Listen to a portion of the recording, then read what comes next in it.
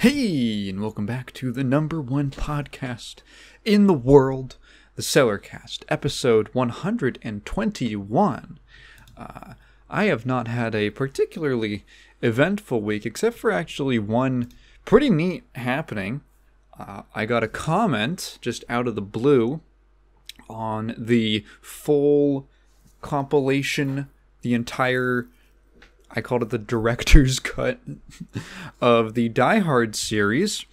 It was crazy. I was at Kat's house. I took a nap because I thought my brain was telling me I was going to die if I didn't start sleeping. So I took a nap. I woke up, and one of the first things I see after I'm like blinking awake, all groggy, is I look at my phone and I see I've gotten a comment on that video from Greg Off, and I was like, no way, what? No way. It felt very surreal.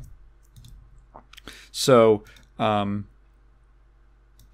look at the comment, and if you don't know, Greg Off was not quite I don't know if he was a founding member exactly of GameFan. My memory is a little hazy. But he was a Gen 1 member. He worked on the first issue that ever went up.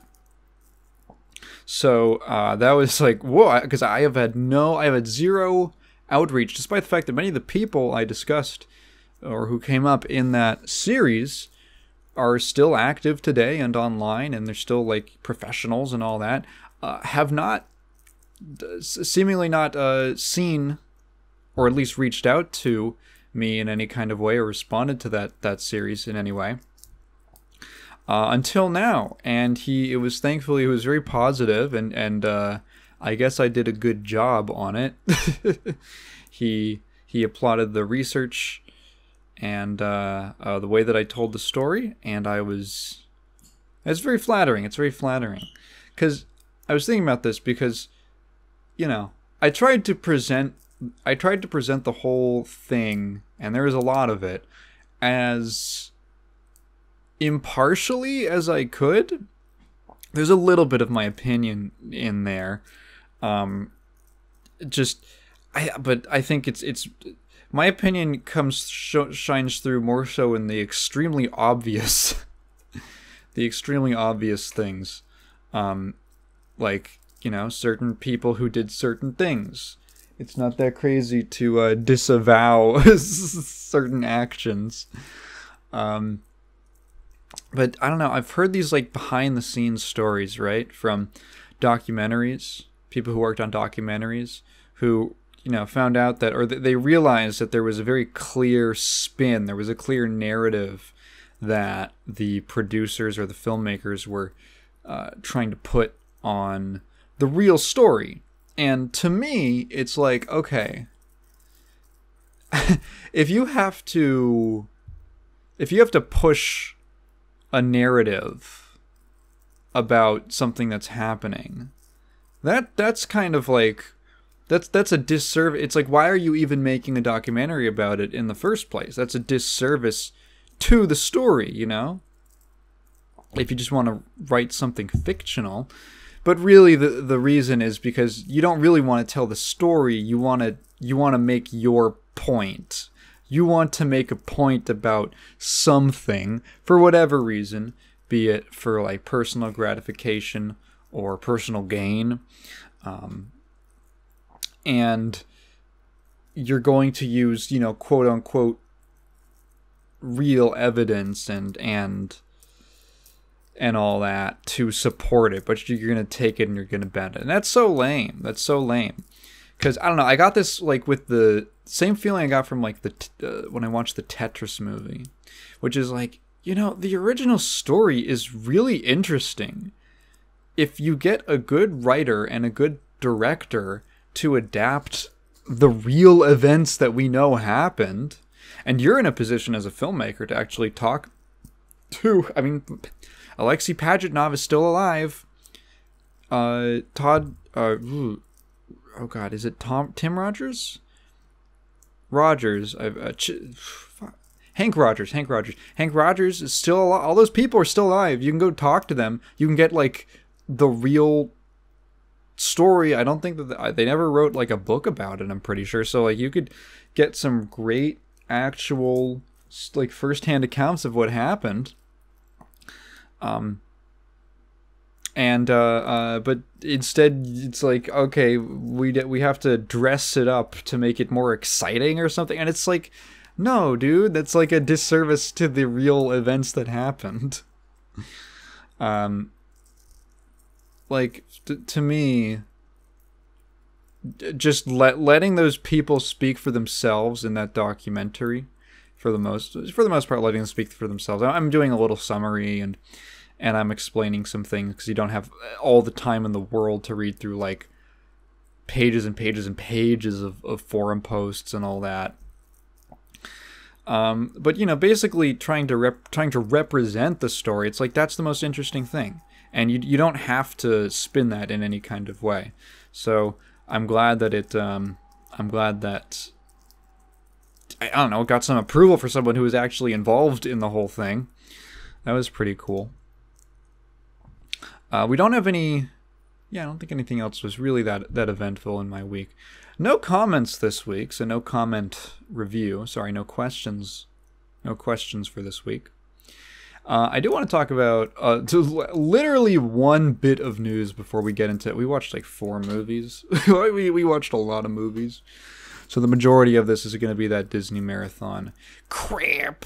We only have like 2 films left, so it's like we're almost done with it anyway.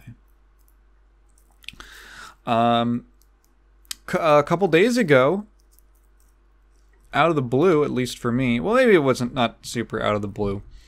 It's sort of been known that this has been in the works for a while. System Shock 2 Enhanced Edition. You guys know I love me some System Shock. I love the original. I really enjoyed the remake. I think the remake is too recent for me to say I love it. I probably do love it, but the original is very special to me. And System Shock 2, you know, a game that I never finished. I got like a decent chunk of the way through it. I don't know exactly how far, because I don't know how long the game is in general. I got a decent way through it, and then, I don't know, it kind of lost me in a way that the original game didn't. It's definitely a different experience from the first game. I think you can play System Shock 2 and 1, and 2 is not... 2 is not a game that's like, oh, this is just the original but better. A lot of people will think that it is, but I'm always going to go to bat for that first game. But it is different. It's different slightly in its tone. Obviously, the graphics are much better. Much less clunky of an experience overall. But it is different. I would say, you know, it's horror, but I don't know, it's kind of its own spin of horror. It's different in a way. I think I'd have to replay it exactly. I think I'd have to replay it to put my finger on exactly how it differs from the original. But I have a chance to do that now with the Enhanced Edition. So the Enhanced Edition, so the original System Shock 2 is on GOG? Is it on Steam? I'm pretty sure it's on GOG. I actually don't know. System Shock 2. Yes, it is. It is on Steam. And the Enhanced Edition, now, mind you, System Shock 2 plays much better out of the gate for, let's say, the modern gamer than the original does. So it's a lot. I would say an Enhanced Edition is a little less necessary in this game's case compared to the original. But it is appreciated, and there are a couple of quality of life improvements that'll be packaged. Essentially, it's kind of similar to what they did with the Enhanced Edition. Basically took a look at all of the most popular mods for the original, for the original version of the game, and essentially integrated those into remastered it to include all of those mods. Oh, it's raining. Damn. Hasn't rained in a while. Integrate all those mods into the game. Updated all the textures. I believe the model upgrades. This is on the new their Kex engine, the Keck engine. Apparently some amount of overhauls to co-op and multiplayer, which I don't know the first thing about. It's going to be released on console, which is pretty cool. That'll be interesting. That means there's probably some sort of update to the functionality of the UI, because at least the original System Shock, right? That's a PC game. I don't know how you would port that to consoles smoothly. That is a PC mouse and keyboard game, and I love it for that. So some sort of maybe perhaps streamlining to the menus or the menuing. And in addition, a VR mode, which is actually really cool for an old game like this to get a VR treatment. That is pretty neat. I'm not a VR enthusiast. I wouldn't even say I'm really a VR fan, but that is a cool idea. So that'll be cool. I don't know does it have a release date? Did they have one in the trailer? I'm not seeing one. Is there one in the description? Nope, just says coming soon. Yeah, so, and if you don't know, System Shock 2 is a very, I believe it was a largely different game from the original, in part because this is actually Ken Levine's first game as full-on director. So if you're a fan of BioShock, you might, or any of his following games, this could be a cool little look back at like where he got his start in the director's seat. Right, this was announced back in 2019. God damn.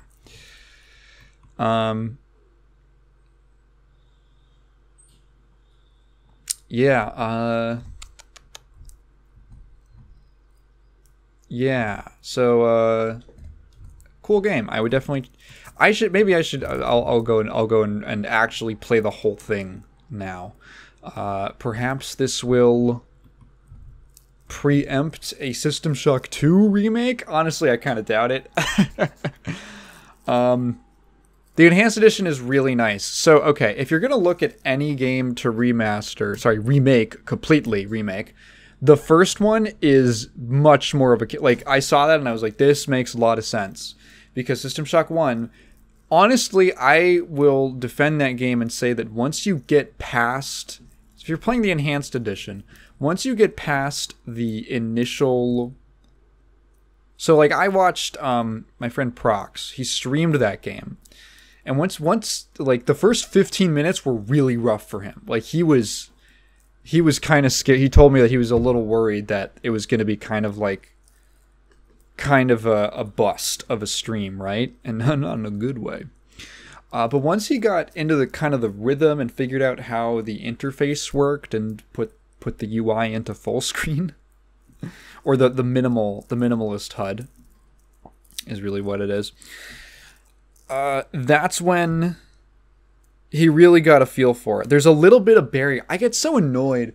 I really feel I should make a video on System Shock. I really should, because it's a game that I think a lot of people write off just because they've been told that it plays like shit and it's janky old nonsense. And it's really not. It's really not. I think if you have a little bit of gumption to get through the tiniest bit of friction in like, okay, yeah, this game is from like a pre-Quake era and it plays a little funky. The controls are a little funny. Like, no, it's like it's such a gem. It's such a gem. See, I'm talking about System Shock 2, and I just end up talking about the original again. But yeah, the remake is definitely a way to like, okay, motherfucker, here is all the cool stuff about the original. Now will you play it? Now that it plays like a normal video game? Okay, I really should make a System Shock video. I really should. Because I already love it. I want to talk a little bit about a little mobile game I've been playing recently. It's called Progress Bar. Progress Bar, is the full title like 98? Progress Bar 95. I think it's also, it's also on Steam. I've been playing it on mobile, but it's on Steam. I might recommend you play it on Steam for the $5 price tag because, okay, so here's what Progress Bar is. So Progress Bar 95 is a really, really charming little game that is essentially, I really like it. It's difficult to put it into a genre category. Essentially what it is it is a visual recreation of like a Windows, at the beginning, it's like the Windows 95 operating system with the same, they never say Windows, they use their own little words for it, but visually it is directly modeled after Windows, from the backgrounds to the colors to the icons. And it is essentially this little like fake Windows OS, and from there you play little games using the elements of the UI and the kind of iconography of Windows OSs over the years, because you end up you unlock essentially sort of like different skins sort of for the game as you progress. So like the original game mode is the reason it's called Progress Bar is you've got this little progress bar and blue little squares or rectangles fall from the top of the screen, and you have to catch them in your progress bar, like literally the loading bar filling up. You have to catch them to fill it up. You've got all these different types of different colors of little rectangle pieces that will do. Most of them are harmful. They'll subtract. They'll kill your run outright. Some of them are basically just like they'll take up space on the bar, but they won't contribute to your points count, kind of thing. And then you're basically just trying to fill it to 100%. And you got this whole progression track where you every time you do that, basically finish a level, you'll you fill up more basically you get more system upgrades, and the further you go getting system upgrades, the closer you get to upgrading your OS. And they progressively add in more elements, like there's little sort of enemies that start dropping down, and they're clippy. It's clippy.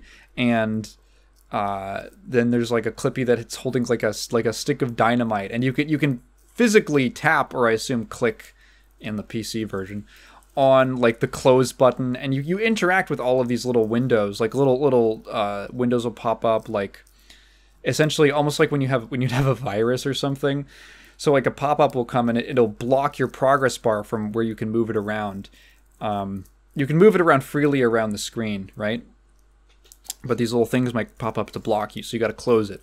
Then later on, ones will start popping up, and it'll you can't X out the window until there's like a little checkbox that says close. You can close this window or something like that. So you got to click on that. Then you got to click the click the X.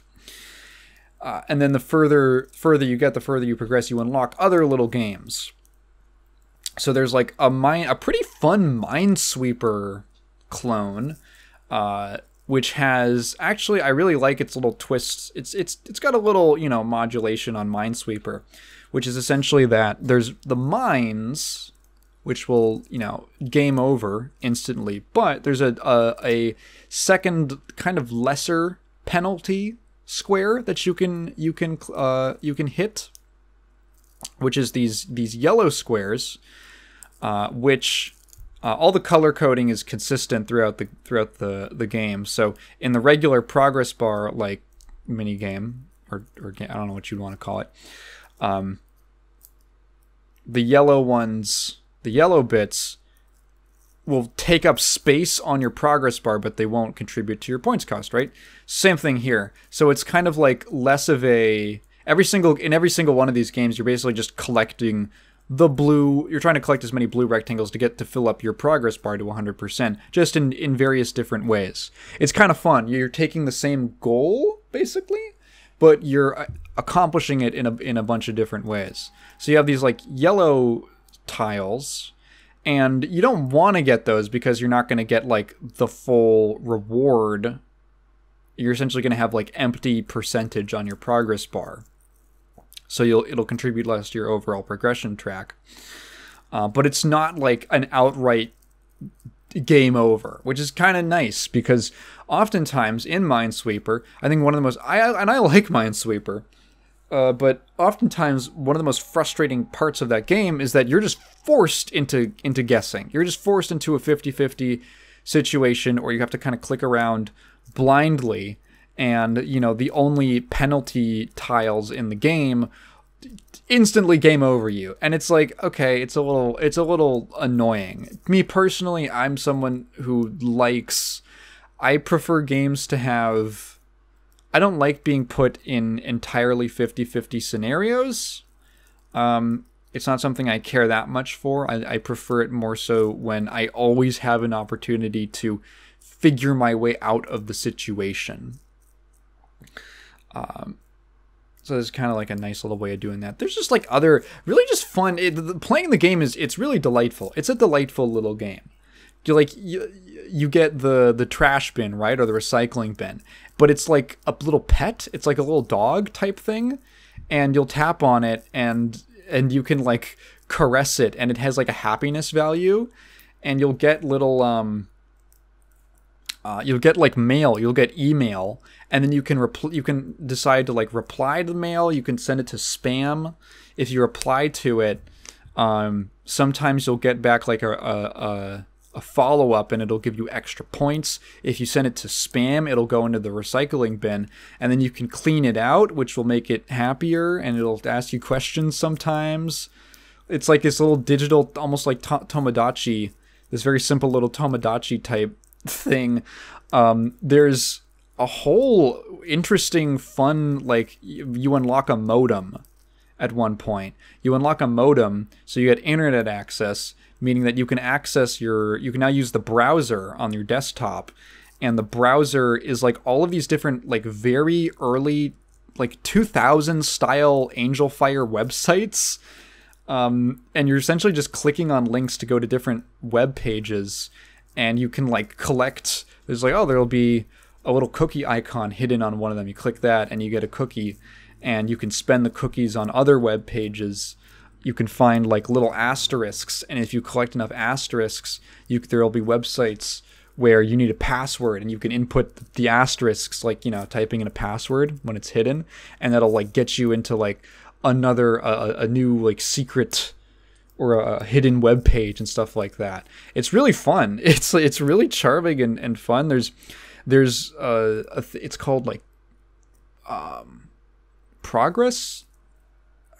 I forget what it's called, but there's essentially like a text adventure DOS prompt mode where it's like it's literally like a DOS. It's a text adventure using DOS commands, where you've got this machine. You've got your machine. You're navigating it with DOS prompts. So it has a little. I know all the ones. It's just like directory and CD and just typing in the name of the thing. It's very simple. It's like the only DOS commands you really need.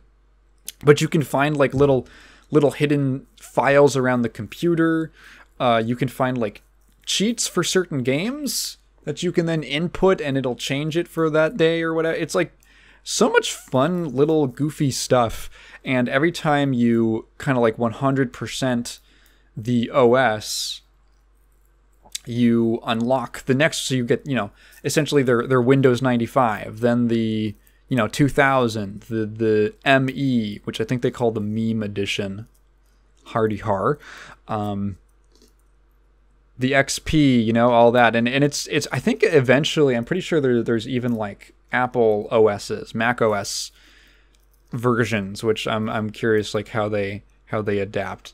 And it's just like a really cute, charming game with a lot of fun little stuff. It's like a great, I think they called it hyper casual, and it really is, because it's like, it's casual. Like all the game types are very casual, right? It's nothing super deep, nothing mechanically complex, but just there's so much of it, and there's so much effort put into it, and it just, I don't know how to describe it. It's like a playground where you're just kind of constantly like, oh, I wonder what the next interesting little twist or surprise they're going to throw at me is. And the one reason I would say to either just to spend your money on it, as opposed to just playing like the free versions you can get on mobile, is there's ads obviously in the free version. You can buy, I think you could spend a couple dollars and you know, get the ad-free version. And because it's a shame, man, ads suck, right? Like ads, everyone knows ads suck. Ads suck on mobile, like they blow, right? And the thing is, it's like especially, it really hurts in this instance because the aesthetic is so strong. And most of the time when you get an ad in like a mobile game, I haven't had the experience where it takes me out of the game as much, outside of just like the, you know, you gotta wait for a second kind of taking you out of it. This is like even more unfortunate because the aesthetic is so strong, and I get so into the visual, and like, oh, I'm feeling like I'm actually kind of navigating through an operating system that's really fun, and then you just get slammed with like some really shitty game ad or something like that, and the whiplash really breaks the immersion, and it's really a shame. And it's like, can I really blame the developers? They obviously put a ton of work into it. I think, you know, I don't like ad-based models personally. That's why I don't use one for my own stuff. But I'm not going to blame anyone for using it, especially if you offer, you know, a totally fair paid version. Yeah, I would recommend checking it out. And to be honest, the ads aren't like it's not like super intrusive. It's not like every 15 seconds you're getting one kind of thing. It's just often enough that I'm like, man, this is. And now we get to we got 4 movies in a row. We watched, Brother Bear, Treasure Planet, Home on the Range, and Chicken Little this past week, and we got to get through all of them. Oh boy. So one of the ones we were not looking forward to was Brother Bear. I don't know. We've just kind of both heard sort of conflicting, I would say, just kind of like things about it. I know the movie has its defenders, but I don't know. I never saw anything that interesting in it, which is why I was really surprised by the opening of the film. So if you don't know what Brother Bear is a kind of interesting setting for a Disney film. It takes place in what I guess is prehistoric times. It's like, I believe they're Inuit. I believe the main characters are Inuit. There's woolly mammoths around, right? So we're going old, and this entire movie is filled with these beautiful naturescapes. We were commenting, this was a very budget movie. I think this had a lower budget than Lilo and Stitch, and it's a really nice looking film. The color palette is consistently super pleasing. There's a lot of variety in the landscapes. Lots of very greens, warm kind of autumn colors in the scenes in the morning or with sunshine. There's cold blue and white with the glaciers, because a lot of parts of the world are frozen. the forest and just everything.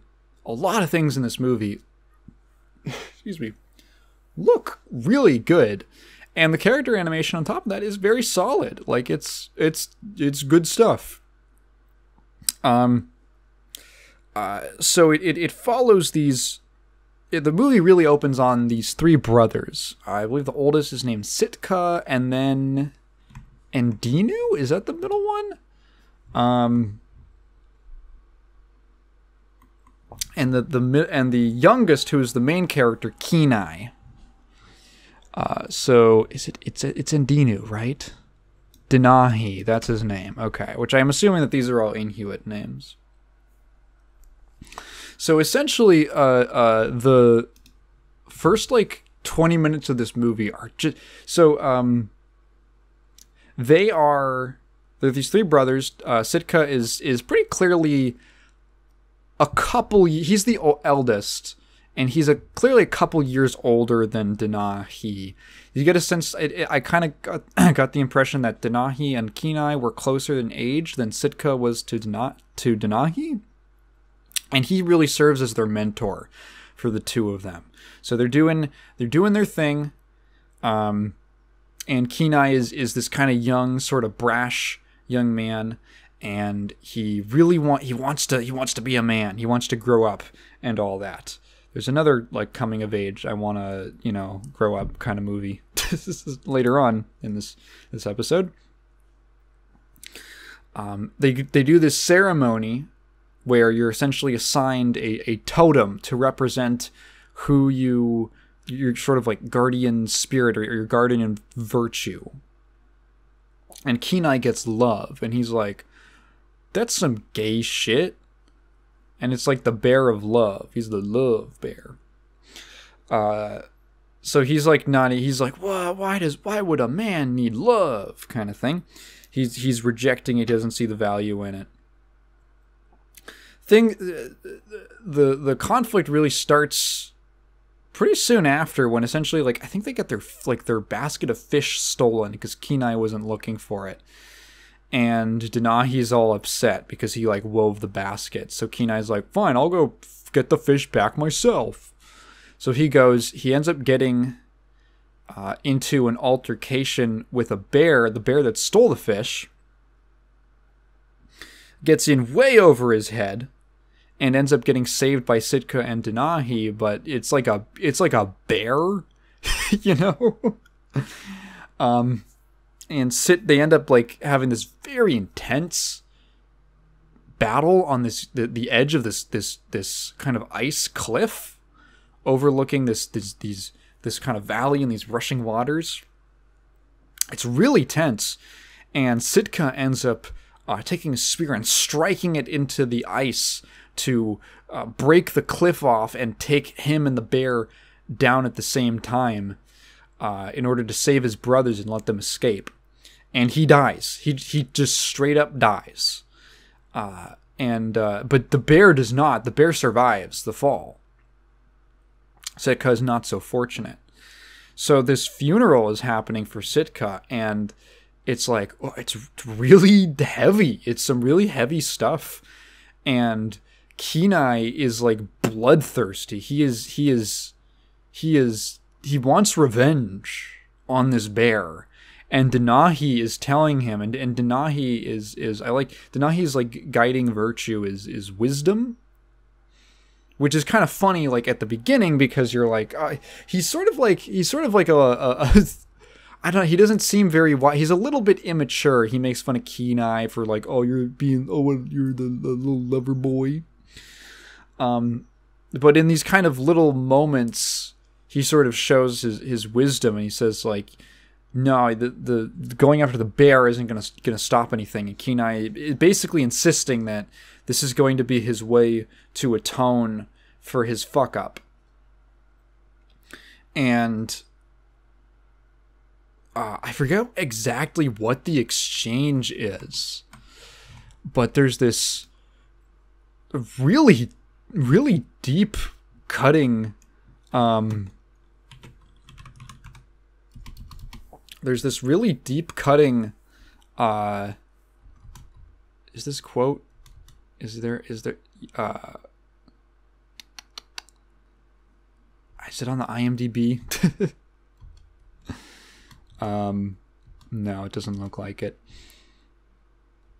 Oh, yeah, no, here it is. Okay. Kenai says, we're going after the bear. Denahi says, like, killing the bear is wrong. And Kenai's like, what? No, like, our brother is dead because of the bear. And Denahi says, I don't blame the bear, Kenai. And it's like, oh, oh, that's a hard line. Like, that hits. That's a heavy fucking line. And, like, it's a very intense...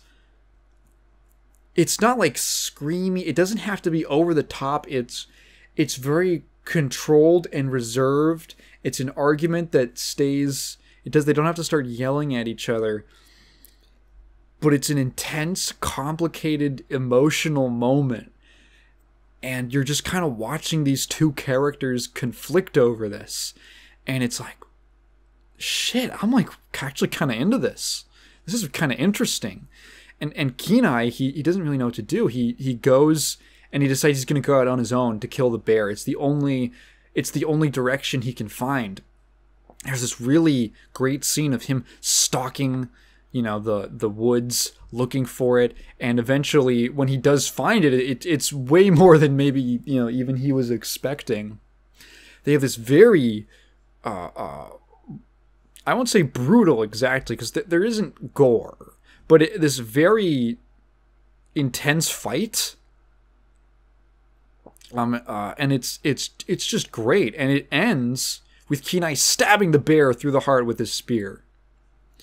And at that moment, like the northern lights, or that kind of visual, those sorts of that phenomena, whatever you call it, appears around him, and it almost like envelops him as he's killing this bear, and he's sort of wrapped up by what you sort of intuit is these spirits, these kind of nature spirits of the world, and he is transformed into a bear. And here is our premise. Okay, Kenai, he goes out on this. Out of revenge, he kills this bear, and he refers to the bear before this as a monster. So there's like it's okay. It's clearly like you see what it's setting up. Kenai essentially he has to learn love in a couple different angles, a couple different ways. Namely, empathy. He's got to be on the other end. He has to see. He clearly is too naive. He doesn't have that sort of respect. Like, Denahi understands the bear was just doing the bear thing, right? Because most animals, there's very few animals on the earth that actually hunt humans, that actually prey on humans.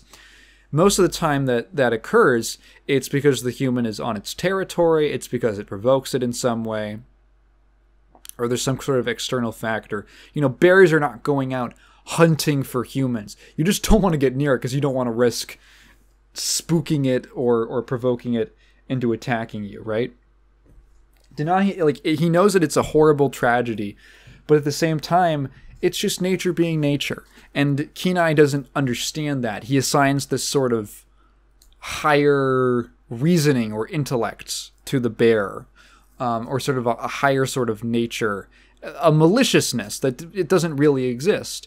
And he has to learn to be on the other end of that interaction.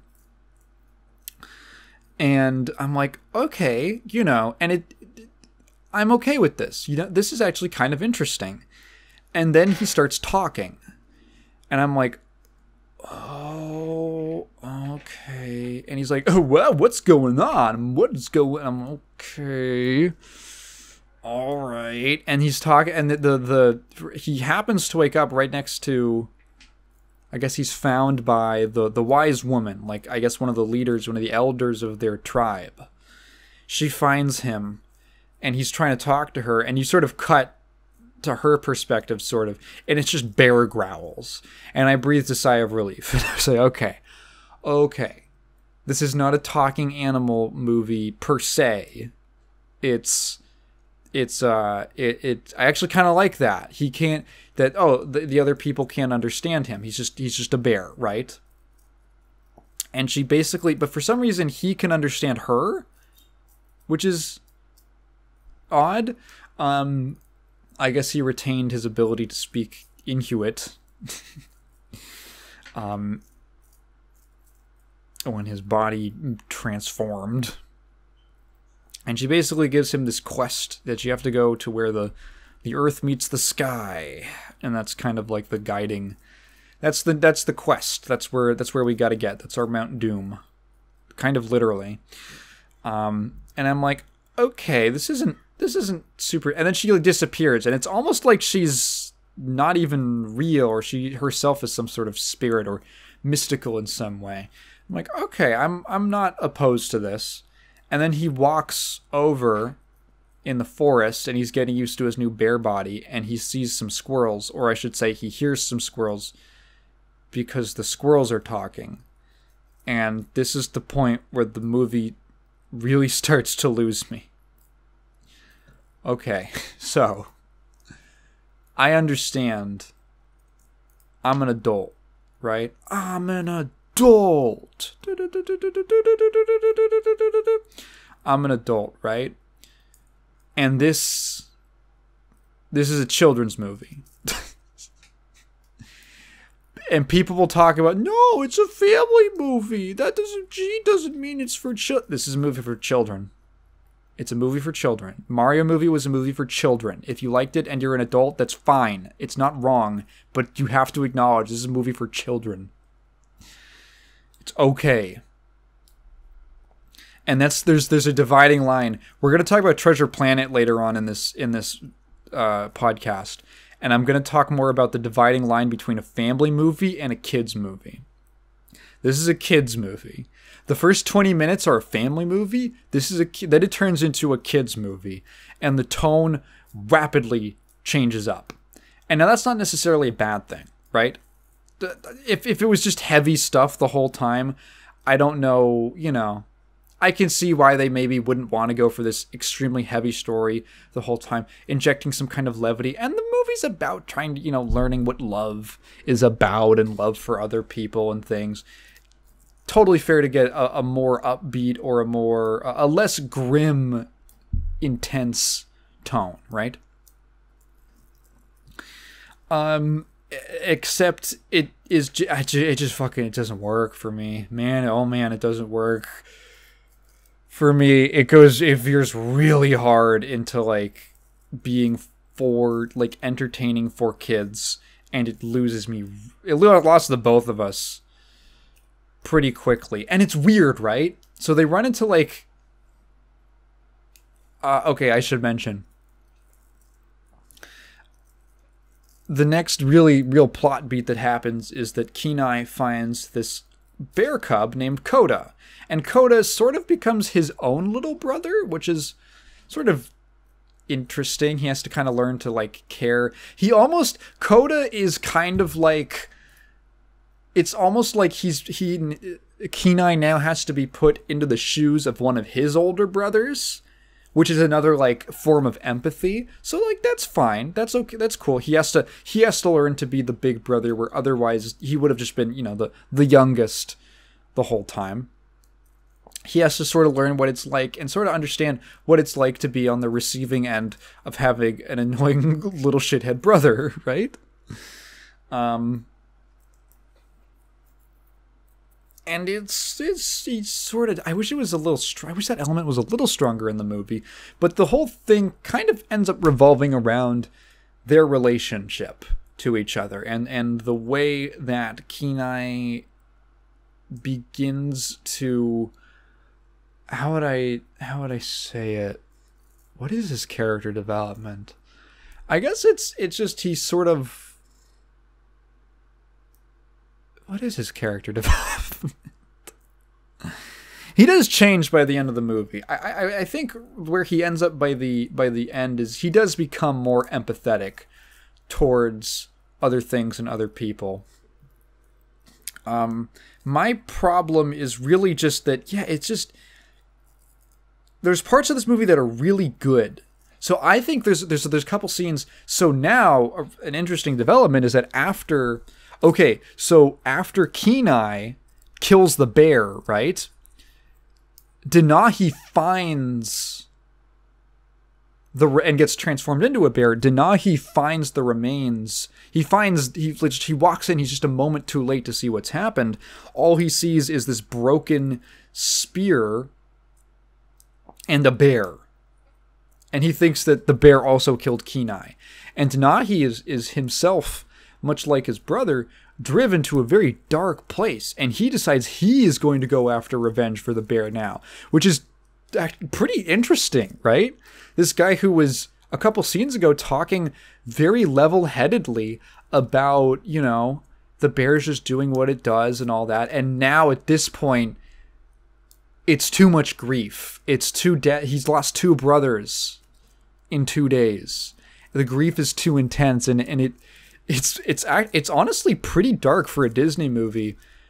And they never get too deep into the emotional side of this, but it's pretty dark to have a character who gives up their more compassionate side because they are so genuinely broken by tragedy. That's very rare.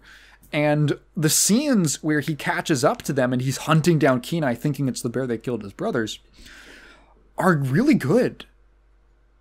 They're really good. When this movie wants to do some tense stuff with the brothers, I think it really works. The scenes of him hunting them down, because Kenai doesn't want to hurt him. So he's in this position where he's obviously, if he wanted to, he could probably kill his brother really easily. He's a freaking bear, right? But obviously doesn't want to. Denahi doesn't know that. He's just and Kenai has no way of communicating to him. He has no way of communicating to him what's really going on. And those scenes are great where he's just trying to escape, and it saddens him. And when he sees the rage and the depression in his brother's eyes, he gets Denahi, over the course of the movie, his facial hair starts growing out. He hasn't groomed himself in days or weeks. You're not really sure how long. He gets these really dark, heavy bags under his eyes. He is really going to a dark place. And Kenai, this really disturbs him, and he's saddened by it. It's the most interesting emotional stuff in the film.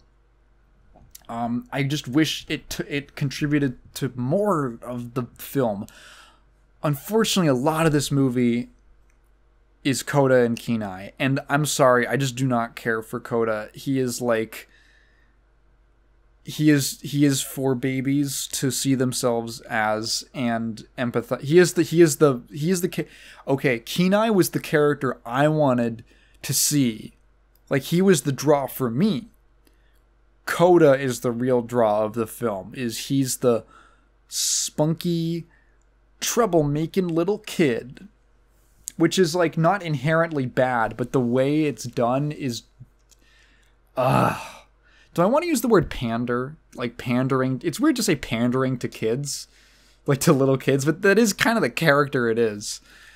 And I can't say I care for it. And is this part of, I know there's a lot of people who watch this as kids, and they have a lot of affection for the movie because of that. I don't have a problem with that. But watching this for the first time as an adult, the difference between what I found interesting about the movie, if this was just a straight up kids movie front to back and didn't have any of that pretty complex emotional stuff going on, I don't think it would bother me as much. But because that's there, it ends up being this sort of roller coaster, this very ultimate kind of inconsistent film in terms of how much it interests me. I won't say quality, but how much it interests me, how much it resonated with me. For that reason, a lot of this movie is just goofy kid hijinks, and I really can't say I cared for it.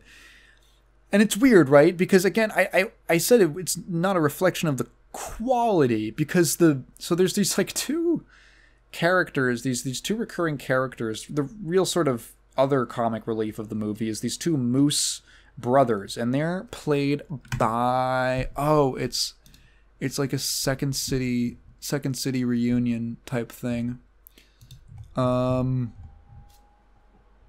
Excuse me. It's Rick Moranis and Took. Sorry, Rick Moranis and Dave Thomas playing Rhett and Took. I forgot Kenai is Joaquin Phoenix. It's really funny. And they're doing comedy. They're doing like a two. They're sort of just doing like a comedy bit of playing off of each other with it's a very classic comedian straight man duo kind of thing where they're both sort of dopes, to be fair.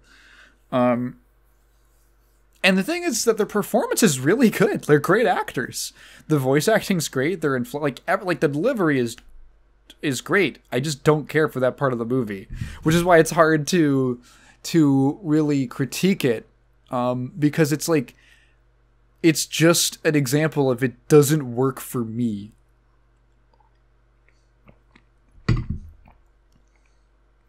This movie has, I believe, one or two Phil Collins songs.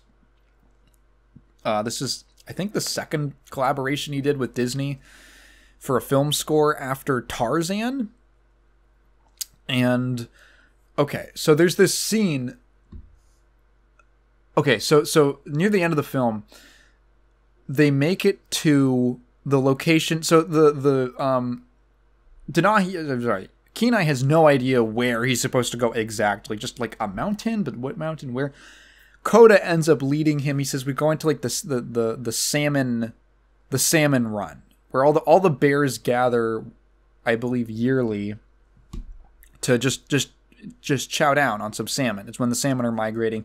They're going to catch them in this big river that flows down a mountain. And Kenai says, "Oh, well, that I don't know. It's the best thing I got. And you're the only person who can lead me there, because Coda knows where to go."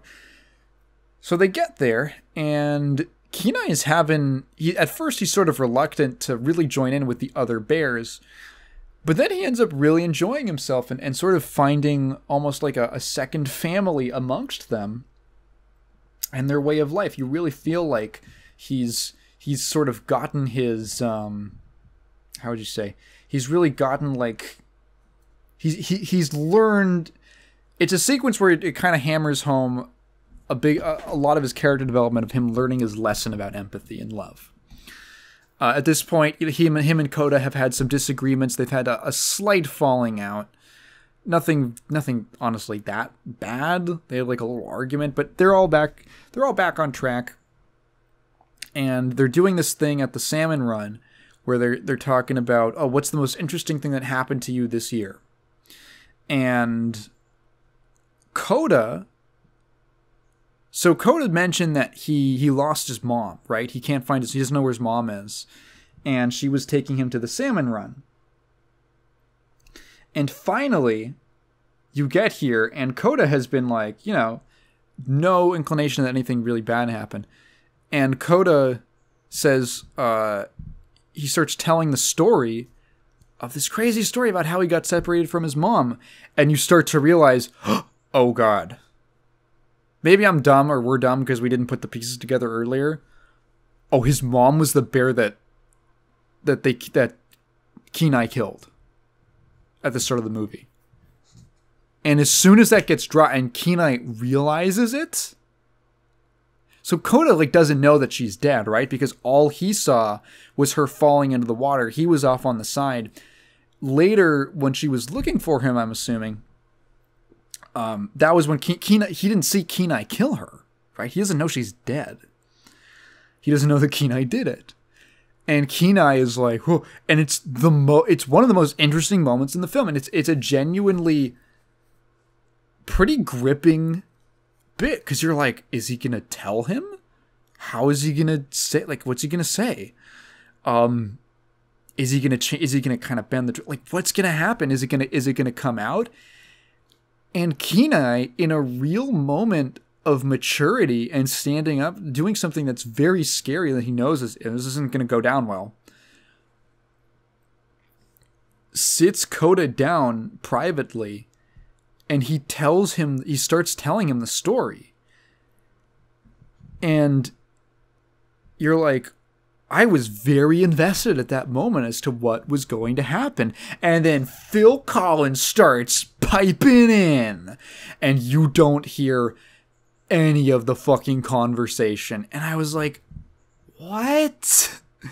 We were both like really interested in what that scene was gonna be. Like, we both wanted to hear the conversation. And then Phil Collins comes, and we're like, fucking Phil Collins. And I know that's not him. That wasn't Phil Collins' decision. They just asked him to write a song, right? And then the director or the writer or the editor, whoever made the decision to play that over that scene. And yeah, really, I wanted to hear the conversation. Because Coda is like very distressed and kind of scared, right? And it's like, oh, and it's like this feels like it would be a really impactful moment. I just wish I could have heard how Kenai explained it to him. Did he tell him that he was a man who was transformed into a bear? Did he not? Did he skip that part out? Did he mention, like, how much depth did he go in? Did he try to explain his reasoning? Did he just leave it like, this is just what happened? Like the bullet point? Like, how did he explain it? So that you know exactly what Coda is reacting to. That's like such an interesting thing. And it just Phil Collins over the whole deal. And I was like, oh, that sucks. Because that's like, it's so rare. Hey, topic question. Moments in media where you really would have liked to hear, like, actually see or listen in on a conversation that you just never get to hear. Biggest, why didn't we get a scene of this? Or why couldn't we hear this kind of things? And then I forget exactly what happens by the end, but Denahi, I think Coda, like, runs off. Kenai tries to get him. And Denahi finds both of them. Their lives are going to be threatened. Denahi is about to kill Kenai. Kill his brother unknowingly. And then he's stopped by the spirit of Sitka comes down. And transforms Kenai back into a man. And it's all, okay, everything ends, all's well that ends well. And then randomly, Kenai is like, actually, I kind of liked being a bear more. And I was like, what? We were both like, wait, what? And Sitka turns him back into a bear. And I'm like, okay, that's kind of weird. And then you cut to, like, narration of elderly Denahi, and he's reminiscing about this thing, and you're seeing the ceremony where you become a man, and or an adult or whatever it is, and you put your hand on the wall and you mark the wall, and I think someone's coming up and they do it right, and then the whole aisle of people, the whole group parts. And you see fucking bear Kenai walking down. And it's like the dumbest fucking thing in the world. And he's just a bear. He's just a bear. He's just a bear walking down the aisle. I was like, this is so stupid. What the fuck is this? Why is he staying a bear? And he puts his fucking bear paw in, like, the jam, and he marks on the wall, and it's a bear paw. And that's how the fucking movie ends. I was like, what a fucking weird ending. What a weird ending. And I don't, like, why? Why did he stay a bear? Was it so he could talk to Coda? Like, how long has he spent with the other bears? Maybe a day or two? It doesn't seem like that long. It really feels like a day has gone by. And he decides to turn into just stay being a bear as opposed to his entire village and his brother, who he's known his entire life. He can't communicate with them. He can't talk to them.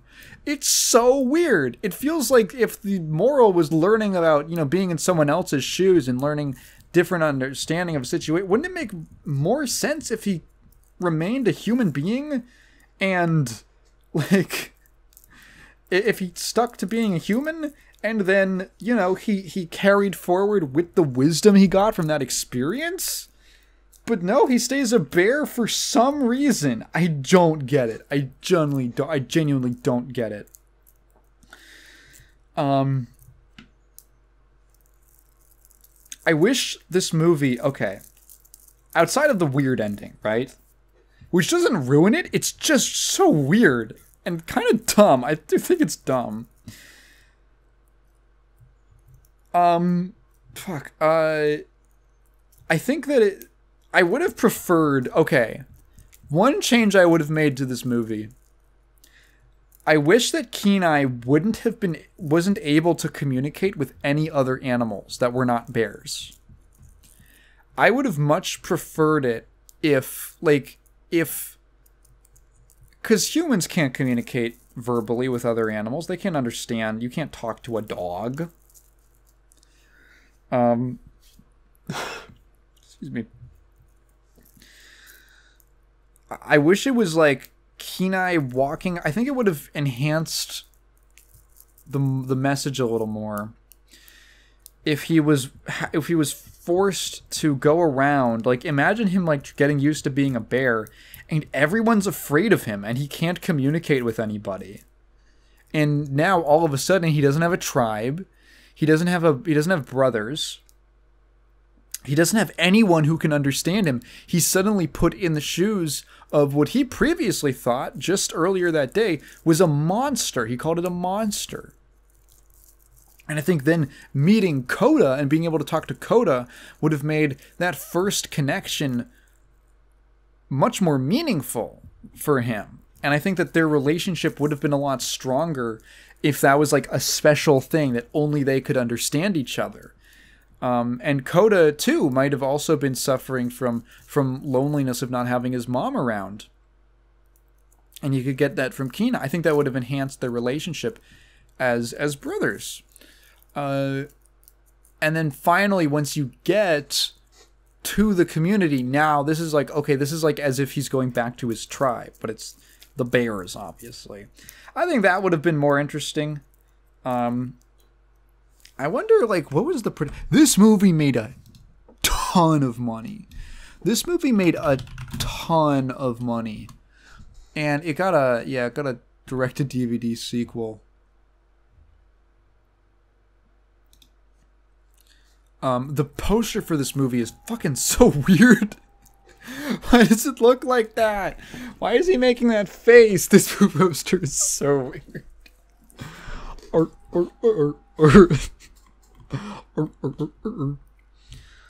Production. I'm really curious if anything like that was in the original script. Following Lion King, Michael Eisner wanted more animal-centric animated features and suggested a North American backdrop, taking particular inspiration from an original landscape painting by Albert Bierstadt that he bought. To track the king idea, the hero would be a bear, the king of the forest. At the time, the original idea was inspired by King Lear. Oh, King Bear. King Bear, King Lear. Centered around an old blind bear who traveled the forest with his 3 daughters. In '97, veteran animator Aaron Blaise came on board the project as director because he, quote, wanted to be attached so that he could animate bears. Bro just loves bears. Dude, can we get some appreciation for bears? I love bears. Bears are such a great, they're such a great animal. They're the most animal. Like, they've got no gimmicks. It's a big thing with fur and claws. And that's what a bear is. It's got no tail, no real, like, no big tail. Doesn't have antlers, doesn't have horns, doesn't have camouflage. It's just a big-ass thing with claws and fur. They are nature's no-frills animal. I love bears. I love bears just chilling out. Did you know that bears, look up pictures of this, bears are known to sometimes just stop and like take a seat on a log or something and like watch a landscape or watch the sunset or the sunrise. And like nature researchers, nature scientists have tried to figure out why they do this. Why does a bear sometimes just take a load off to watch the sunset? There's really no explanation for it. They usually don't need to like rest. They'll just stay there for hours sometimes. They usually don't need to rest. There's no urgency for them to like they just do it. And the only conclusion that they've come to is that bears just have a sense of scenic beauty. Bears are just able to appreciate the beauty of nature. And that's awesome. They're like, damn, that's a nice sunset. I love bears, dude. Because Blaze desired a more naturalistic story, Blaze and producer Chuck Williams produced a 2-page treatment of a father-son story in which the son is transformed into a bear and in the end remains a bear. Huh. Interesting. Thomas Schumacher, then president of Walt Disney Feature Animation, approved the revised story and proclaimed, quote, "This is the idea of the century." To say that in like 1990, okay, what's crazier? Saying that in 1999 or 2001? Is it crazier to say that when you have an entire century's worth of art to say, this is the idea of the century? Or is it crazier to say that when there's been nothing yet? After the project was greenlit, yada yada. So when did this become the eventual movie? When did this become the actual movie that it ended up as? Around 2000, the story evolved into a tale in which the transformed Kenai is taken in by an older bear, a Grizz, who was to be voiced by Michael Clark Duncan. However, Blaze explained that we, quote, "we were struggling with the story, trying to get some charm into the film, so we turned Grizz into a cub named Coda, who was voiced by Jeremy Suarez." What else has he been in? What else has old Suarez been in? Is he from Chicago? Oh my god. Oh, he's in the Angry Video Game Nerd movie. What? Yeah, he's the black guy in the Angry Video Game Nerd movie. That's funny. I've actually never seen that, funny enough.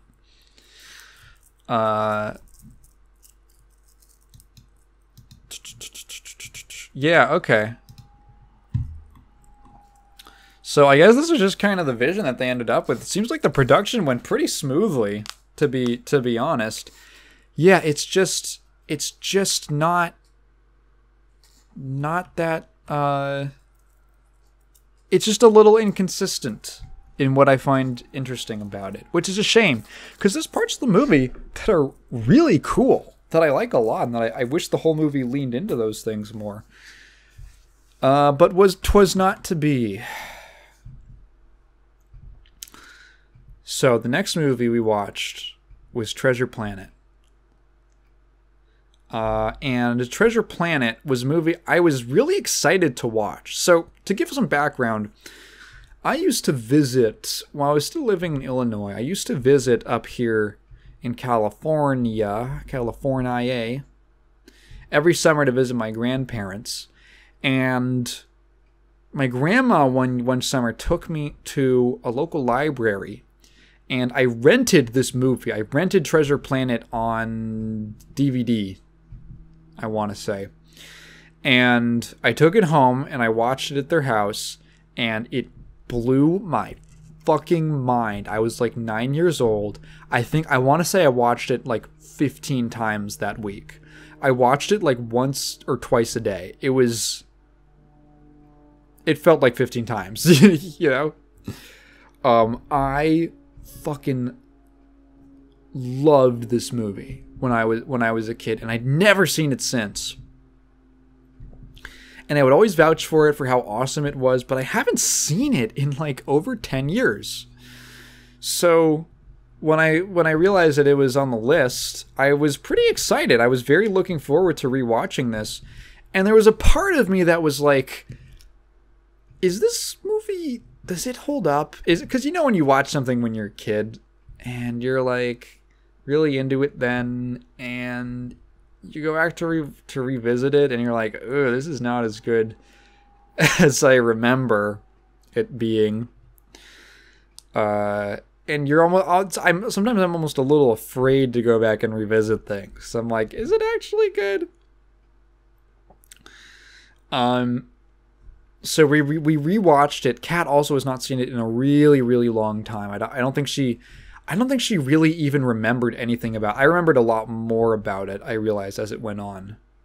But she was practically watching it like fresh. And this is the best fucking Disney movie. This is the fucking greatest. This is the best movie they ever fucking made. It's the top dog, dude. Treasure Planet is so good.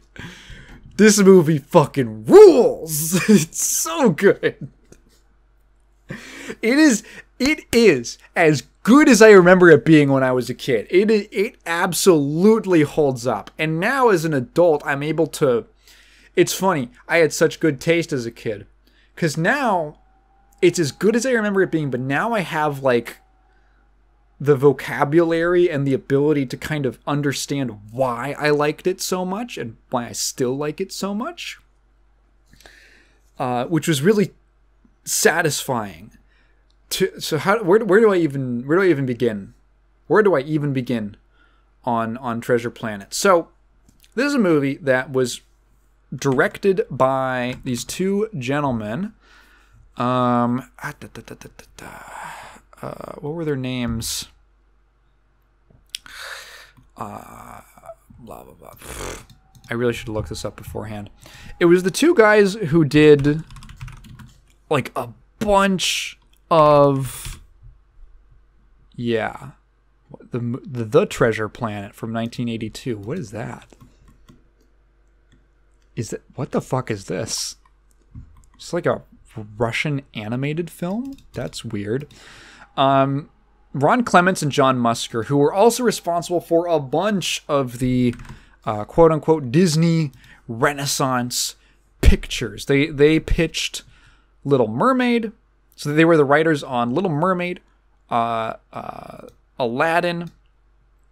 They later did Moana. They did Hercules. They did Winnie the Pooh and A Day for Eeyore. Oh, that's sweet. Also The Black Cauldron, The Great Mouse Detective. They were, not always the most successful movies for Disney, but some of the most acclaimed that really got them back on their feet. And in the original pitch meeting, where they pitched all of their ideas that eventually became a lot of those Renaissance-era movies, Treasure Planet was one of them. They said, we want to do Treasure Island in Space. That was literally the film's working title, was Treasure Island in Space. And Disney just kind of like, can you make this one for us? Can you keep me? They made 5 movies for Disney. They made 5 movies for Disney. It took them 10 years, and finally, around when did it start production? I want to say like probably late 90s, like 97 or something. They finally gave them the green light. This was released 2002, greatest year in history. because I was born. 2000. Okay, yeah. So it began work in 2000. It was an extremely expensive movie. So Treasure Planet is an adaptation, sort of a reimagining. Really, it's not so much of an adaptation or a remake. It is a reimagining of Treasure Planet, the classic. Why can't I remember the guy? Excuse me. Why can't I remember the guy's name now? Robert Louis Stevenson. That's the guy. The classic Robert Louis Stevenson novel about a boy who joins a ship, a ship on its voyage to find a buried treasure. A very classic, kind of archetypal pirate story, like pirate adventuring on the high seas type of story. In this one, it's this Treasure Planet has this really cool. Where do I even start with this movie? It has this really great setting. It's sci-fi. They called it the 70-30 rule. It's essentially where it was 30% sci-fi, 70% like roughly Victorian era style stuff. So you've got things like there's cyborgs and aliens and holograms and lasers and all that, right? And solar powered ships and all that.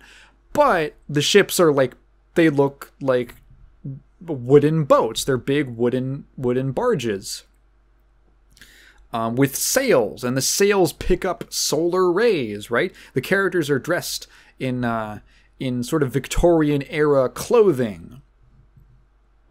The main character's mom owns an inn that's in a very kind of colonial style, right? So there's this mishmashing of these two different aesthetics, and it really rides the line where I think it totally works. I think this movie's art style is awesome. It's so cool looking. The second shot of the film, so the opening of the movie is the main character Jim as a little kid, and he's reading this holographic storybook, or it's sort of being narrated to him by the book itself. He's reading this holographic storybook, and it's telling him the story of this pirate, space pirate Captain Flint. And like the second shot of the movie, it's like Flint, and he's standing on the edge. He's like standing on the boat on his ship, with like he's this crazy looking alien with like this tentacle head and like 6 eyes, and he's in this pirate outfit, and there's like this other ship flying past him in flame, and it flames. It looks like it's out of a fucking like Studio Trigger anime, and I was like, this movie's so fucking cool. And Kat was laughing at me. She's like, it's the second shot of the movie. What ends up happening? Okay. When they find the treasure map, it's like this little sphere that when you click it into the right, sort of like a Rubik's Cube, into the right setting, this big hologram appears all over, and it like spreads all over the room, and there's like planets and all these little holographic planets, and it's moving and shaping, and Kat went, okay, you know what, this movie is pretty cool. And they start charting a course. They're like, oh, we're gonna chart a course. We're gonna put an expedition together, and they point out the window. A character points out the window at the crescent moon, which has been in the background the whole time, right? It's this moon, a crescent moon, and you start zooming in on the moon, and you get closer and closer, and you realize it's not actually a moon. It's a spaceport in the shape of a crescent moon. And I was like, and she was like, and I was like, isn't this the fucking coolest thing you've ever seen? This movie, everything is just like that. Everything is just so fucking sick just to look at visually. So Jim, right, is the main character. after this opening of him in the reading the pirate book, and his mom coming in, and she's like, "Oh, okay, fine, I'll read you the story before I tuck you into bed one more time." And then we hard cut to Jim as a teenager, and he's on this like solar surfboard. It's like a personal surfboard, but it flies through the air like a hoverboard, and it's powered by solar. All the vehicles are powered by like solar energy. And there's this awesome just opening intro scene of him flying through this kind of like industrial zone, and it's just beautifully animated. This movie uses a ton of it's traditional 2D animation, CGI, and what Disney a technology that Disney developed for Tarzan called Deep Canvas. Deep Canvas is essentially it's like a technology, and it's also kind of like a pipeline, like a work pipeline, where they could create 3D environments and then composite hand-drawn elements, animations into the 3D environments. And it is absolute. So all those scenes in Tarzan where he's like surfing down the tree trunks and all that, that's all using Deep Canvas. Like a lot of the environment there is CG. Looks very clean, very seamless because of the compositing, the texture work, and all that. It is even better here. There are like almost every shot in this movie is using Deep Canvas. The entire boat that a lot of it takes place on is CG. That entire environment is CGI. And you almost never notice it unless you're looking for it specifically. And this opening scene is just this awesome. He's just flipping and riding through all these this machinery and stuff like that, and this landscape, beautiful looking. And then then the cops come in and they bring him back to the inn, and they say, hey, one more infraction and he's gonna go to juvenile detention. He's gonna get locked up, It's gonna be on your record, kid.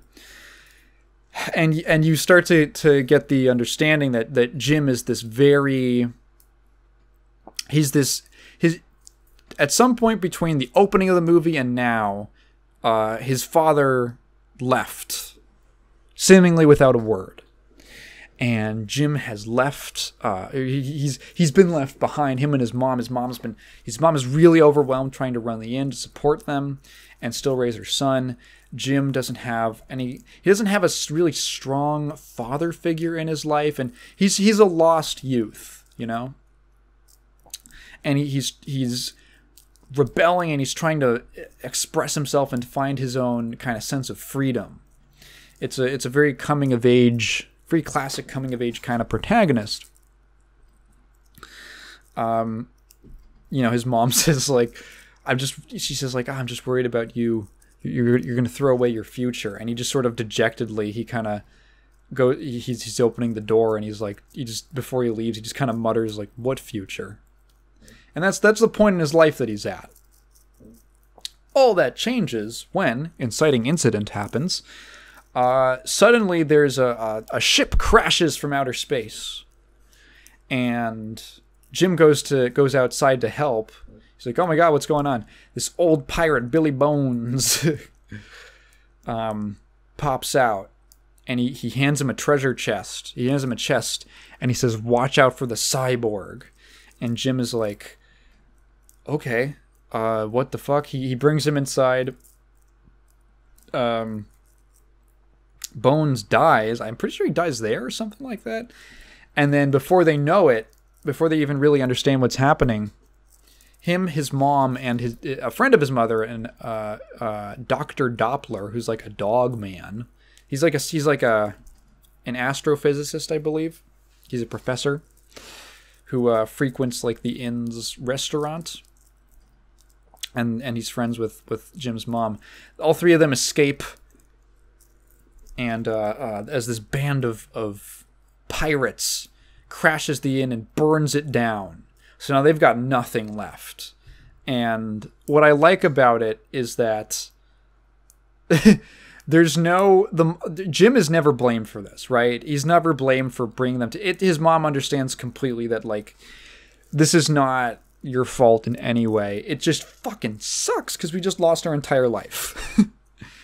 And Doppler essentially has them staying in his like an apartment that I guess he has.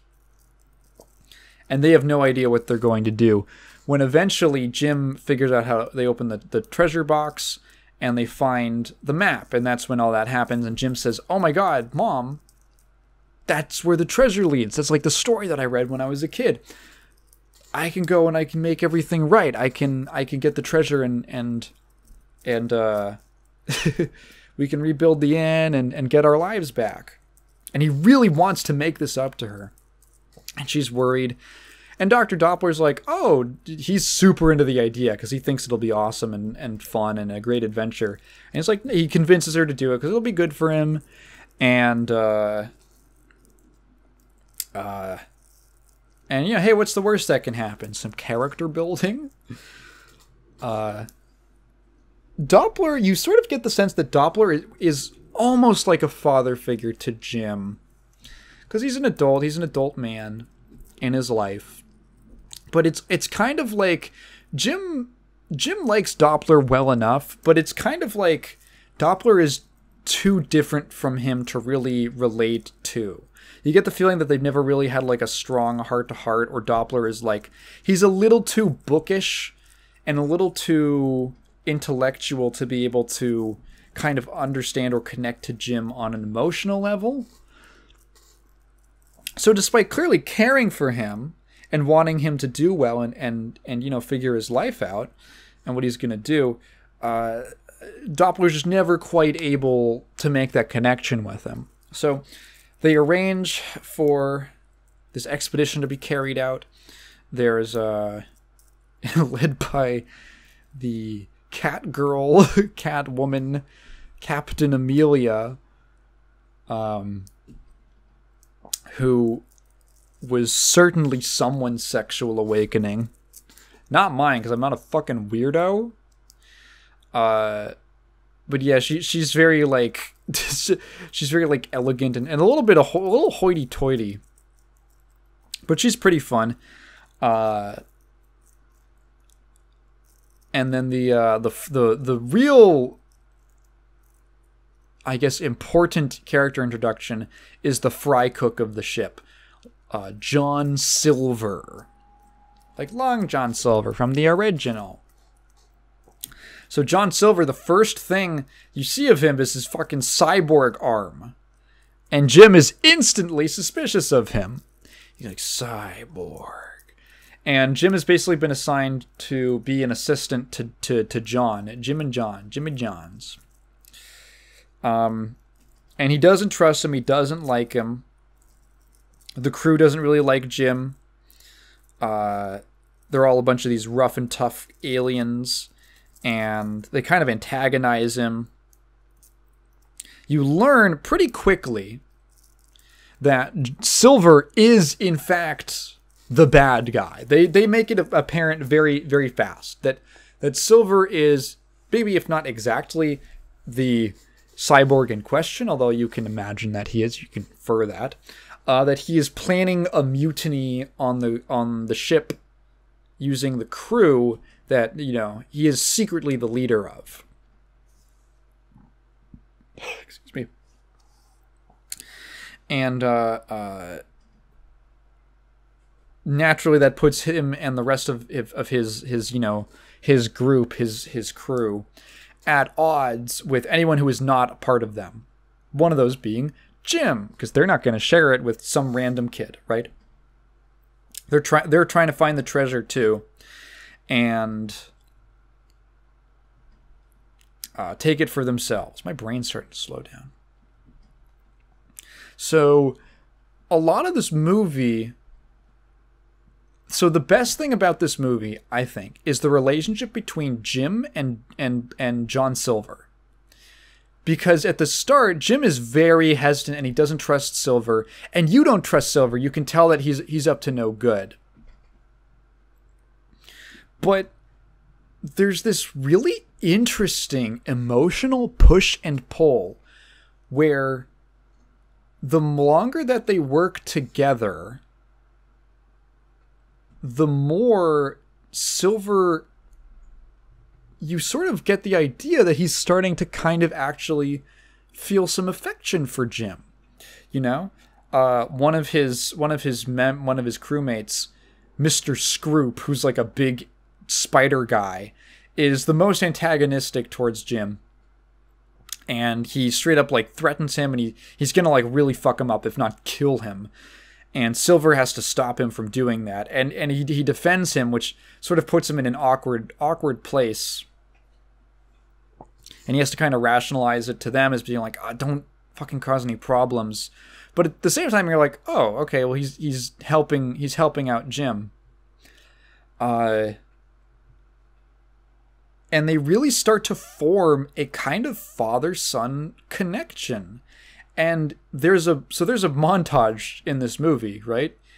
And this montage is great. I was actually getting pretty emotional during it. It's set to a song.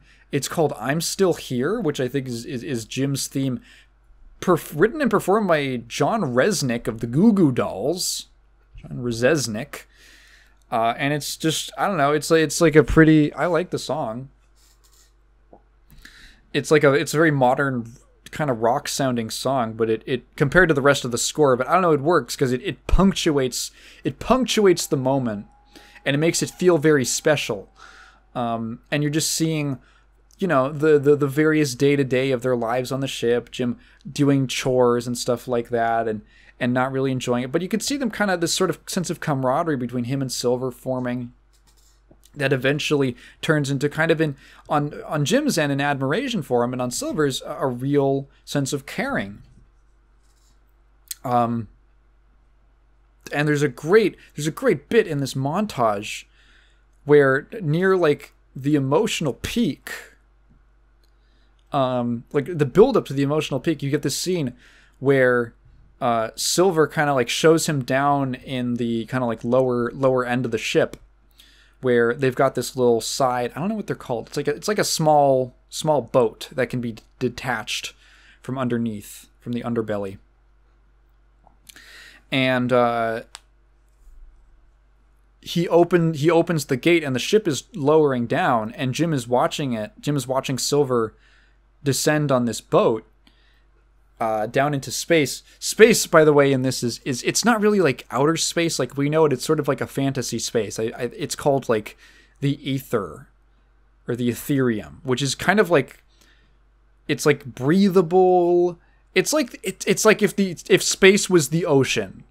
It's breathable. Well, yeah, obviously the ocean's not breathable, but you can like sail through it. You won't die by being exposed to it. It's like open air essentially. And the winds or the waves are solar. They're like solar waves generated by stars, which is really cool. And Silver is like, you know, descending, and Jim is watching him drop down. And he gets this flashback to waking up the day that his father is leaving. You don't get any explanation. All you get are just the visuals of him waking up, looking out the window, and seeing his dad walking away towards some ship. And Jim like throws his clothes on, and he's a little kitty. He runs out, and he's waving at his dad. He's calling to him. His dad gets on the ship, and he doesn't even turn around.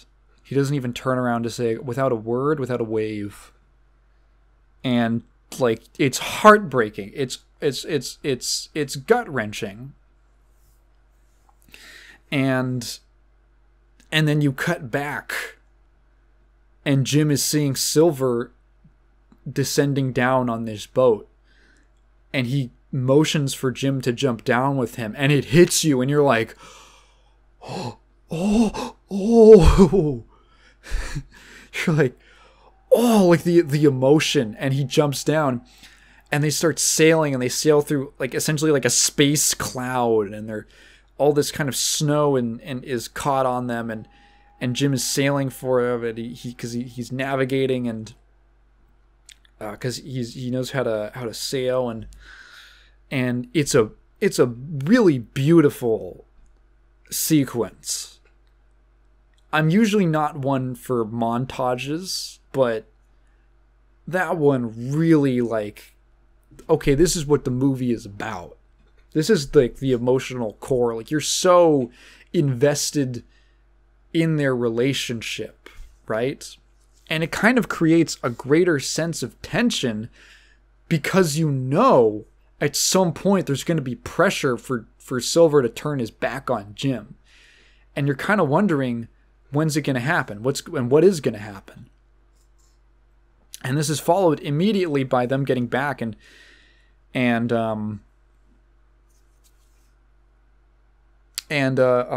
Silver giving Jim this kind of like pep talk, and he's telling him, like, you can do great things. I believe in you. You can chart your own course. And you can tell it's the first time Jim has ever heard this from anyone. That this person that he looks up to, that he now trusts and sees as kind of like a mentor and kind of a father figure that he didn't have. And he's telling him that, like, no, I believe in you. And I think he even starts tearing up. And it's a really, really deep, heavy emotional scene. And it really, I think Kat said she got a little teared up during it even. And it's like, their relationship is the core of the movie, and it's the most interesting thing about it. And unlike Brother Bear, Treasure Planet absolutely brings that interesting element all the way home. The whole movie centers around really this relationship.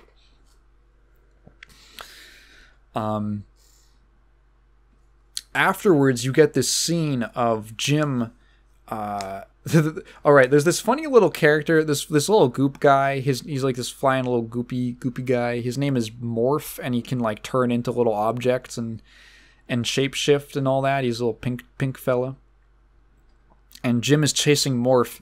He winds up like finding him in a barrel, and while he's in this barrel, overhears Silver meeting with the crew, and this is when Jim learns that the mutiny is underfoot. It's being planned, and Scroop, Spider Guy, basically said, because he overheard the little pep talk speech that Silver gave to Jim, and he basically accuses him. He reveals that he basically exposes him in front of everyone else, and Silver. It's a really interesting scene because Silver essentially says that he didn't mean any of that, and he's just saying it to get him off their trail and to use him. He basically says, I've been lying to him the whole time. And Jim's hearing this, and obviously that's incredibly damaging to hear, and it really disturbs him and distresses him. But you don't know. You don't know how much of it Silver really means. Like, that's what's so great. The emotional push and pull, that's what I mean. You're never quite sure what's going on under the surface, because you don't know what's the act that he has to put on, or what is his real thoughts, and his actions can sometimes conflict. You can see almost an internal struggle going on.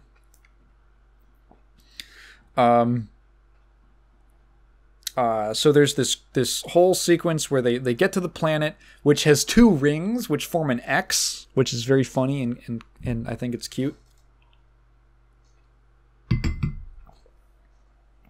And excuse me. The mutiny under it that happens. Jim, Amelia, and Doppler escape. They think they have the map. They don't really, but they'll find that out for a second. And now they're on the planet. And the last, I want to say like 30 to 40% of the movie is them on the planet, and basically a race to try and find how to get to the actual treasure. They aren't sure how to get to the treasure. They end up finding this android voiced by Martin Short named Ben, who a lot of people don't like. Kat did not really care for the voice. She didn't really like the voice. I know some people just find Ben really obnoxious. I never found Ben that annoying. It's a little much. I wish it had been toned down a teensy-weensy bit, but I generally didn't have that much of a problem with his character. And I think he serves... I'm pretty sure he's like a combining of like two different characters from the original Treasure Island. Of like, he's essentially the crazed expat who they find on the island, who's been there for way too long, and Ben has like lost his memory module. So Ben is also an entirely CGI character, and when I talk about the seamless integration, there's scenes where Ben and other animated characters are directly like touching, like interacting up against each other. And it looks really good. He obviously looks different, but it fits. I think he fits in pretty well for what he is. Silver's cyborg arm and leg are also an entirely CG, and they look great because of the way that they're rendered. On an animated character, which is really cool. A 2D animated character with CGI elements. It looks fantastic. It looks seamless. From there to the end of the movie, there's some interesting back and forth. Oh, there's a great sequence where they find out that they actually didn't have the map. The map was actually Morph, who had changed into the map. The map sphere is still on the ship, and they're like, "Fuck! How do we get back up?" So Jim and Ben go back to the ship because Amelia's hurt. Doppler stays behind to give her some medicinal attention. Ooh la la. And he was back up to the ship, and they're looking for the map. They're trying to get down to the place that he remembers the map being at. And Scroop, the spider guy, is still on the ship. And he finds them, and Ben is like trying to they're trying to like open a door or something. And Ben is trying to like override the security or something like that. And while Jim is on the run from Spider Guy, Ben ends up accidentally unhooking the power to the lights, so it goes on backup power, and Jim's pointing a gun at Scroop. He's pointing like a flintlock pistol that shoots lasers. And all of a sudden the lights go dark. The backup lights come on, all red. And he's just in this dense, claustrophobic hallway. And it just turns, and Scroop is gone. He's not in front of him anymore. And it just turns into a scene from Alien. And it's like the coolest shit ever. And it just, I totally forgot about this. I'm like, oh my god. It's just like, this whole sequence could have gone in so many different ways, and instead they decided to turn it into this awesome, like, aliens being stalked in this, like, tight hallway, and it's just, the movie just pulls out these awesome scenes so casually. It's so good. It's so fucking good. It's such a cool sequence because it just happens. It goes on for maybe a minute or two, and then it's done. It gets resolved, and it's great. It's so good. And then finally, they get down to, they end up getting captured. This is kind of, all the characters come together. The Silver forces Jim to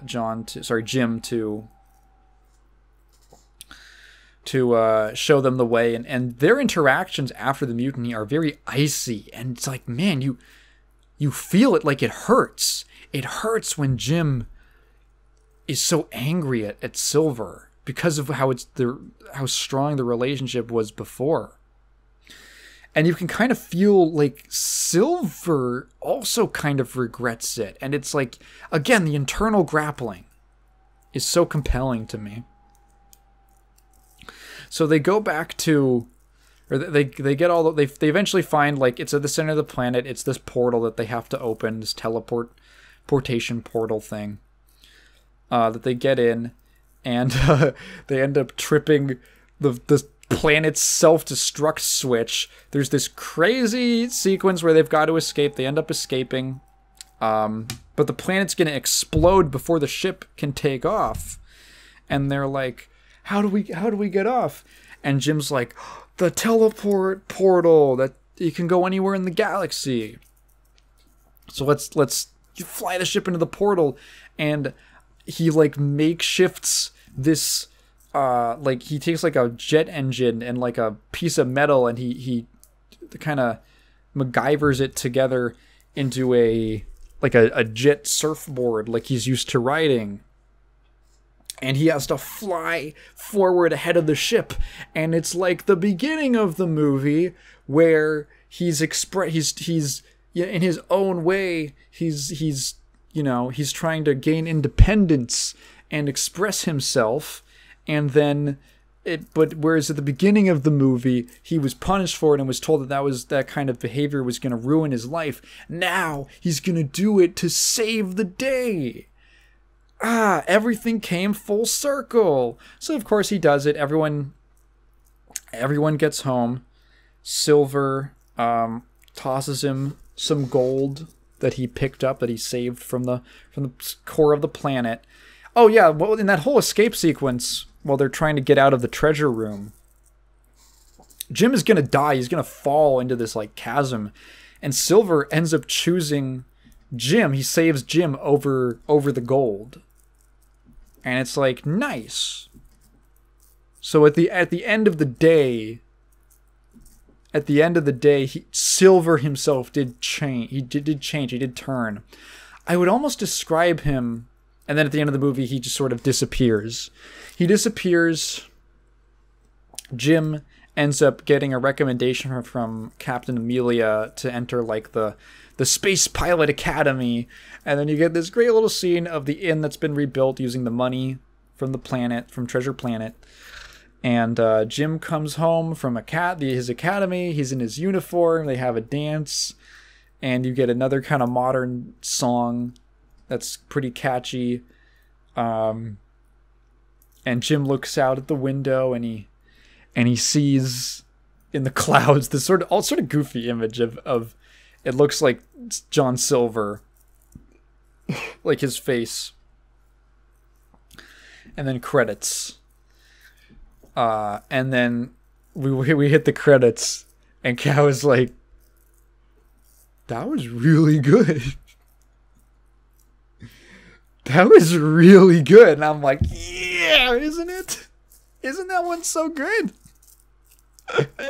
She said she still prefers Lilo and Stitch.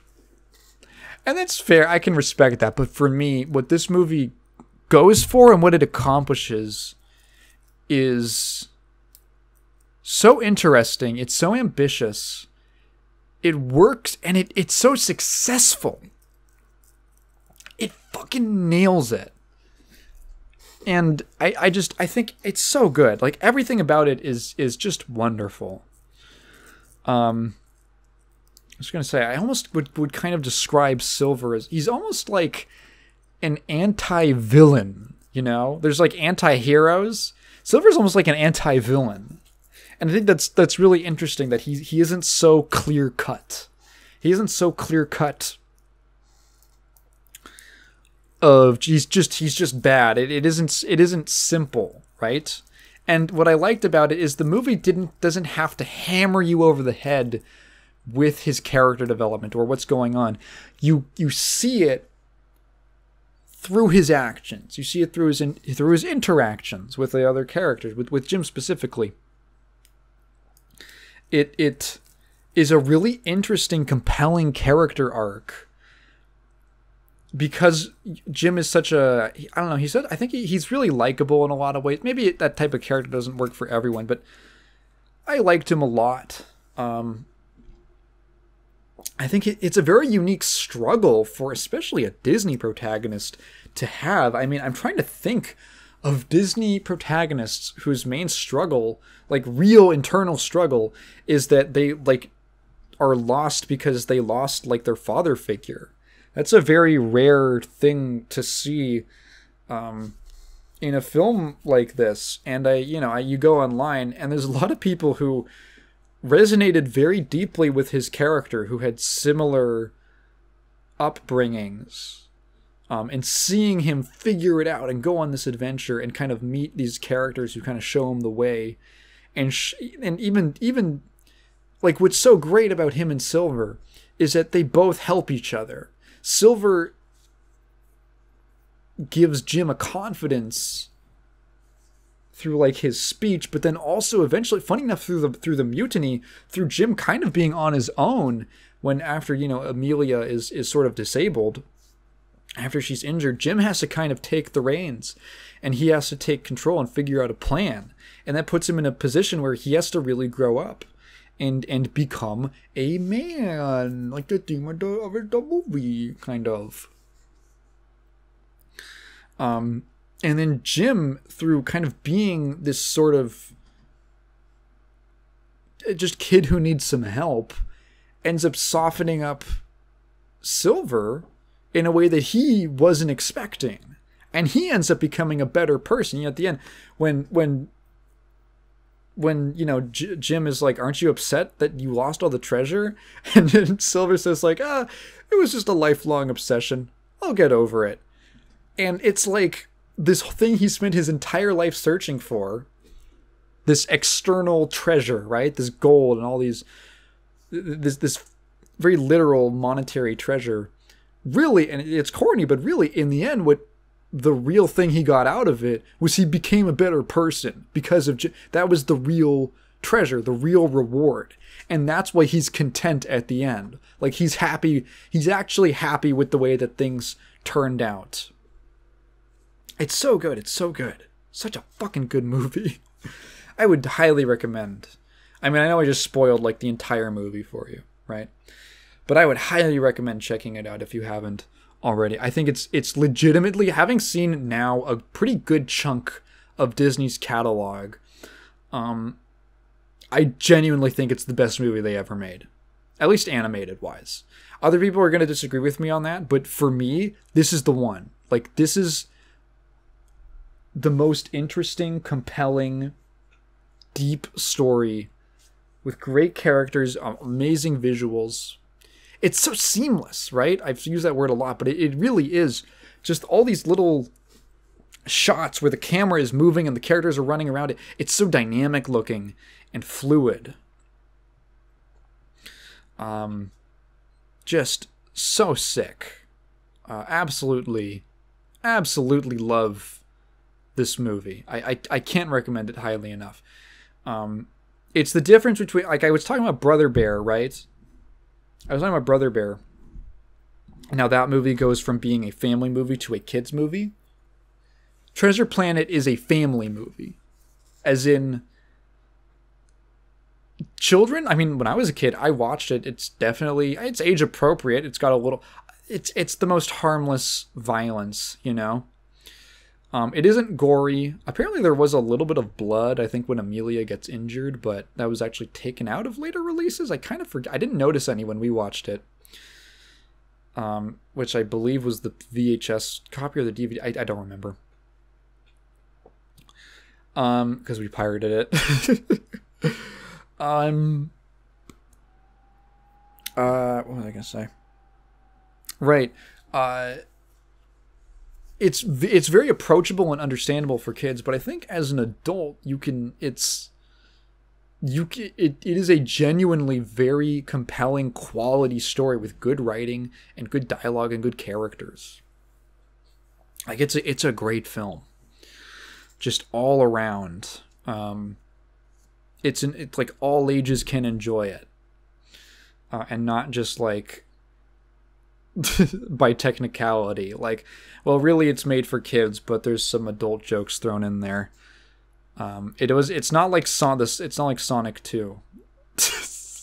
Remember when I said that? Remember when I had the dad opinion that I liked the human parts of Sonic 2 more than the Sonic parts? Yeah. Oh, yeah, check it out. Absolutely. And of course, it's so fitting. There's another rant. It's so fitting that Treasure Planet is my favorite Disney movie because it's the one that they tried that they intentionally sabotaged to kill.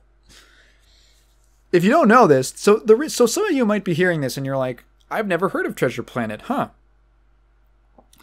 This movie was essentially sent out to die by Disney.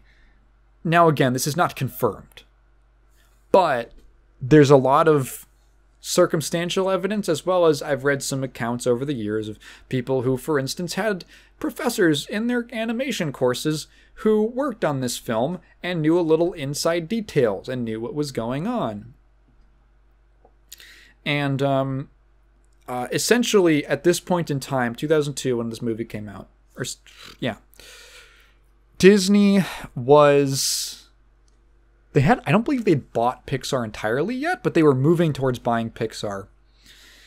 And remember when I said, I think in the last episode, that like I could hear the board meeting talking about how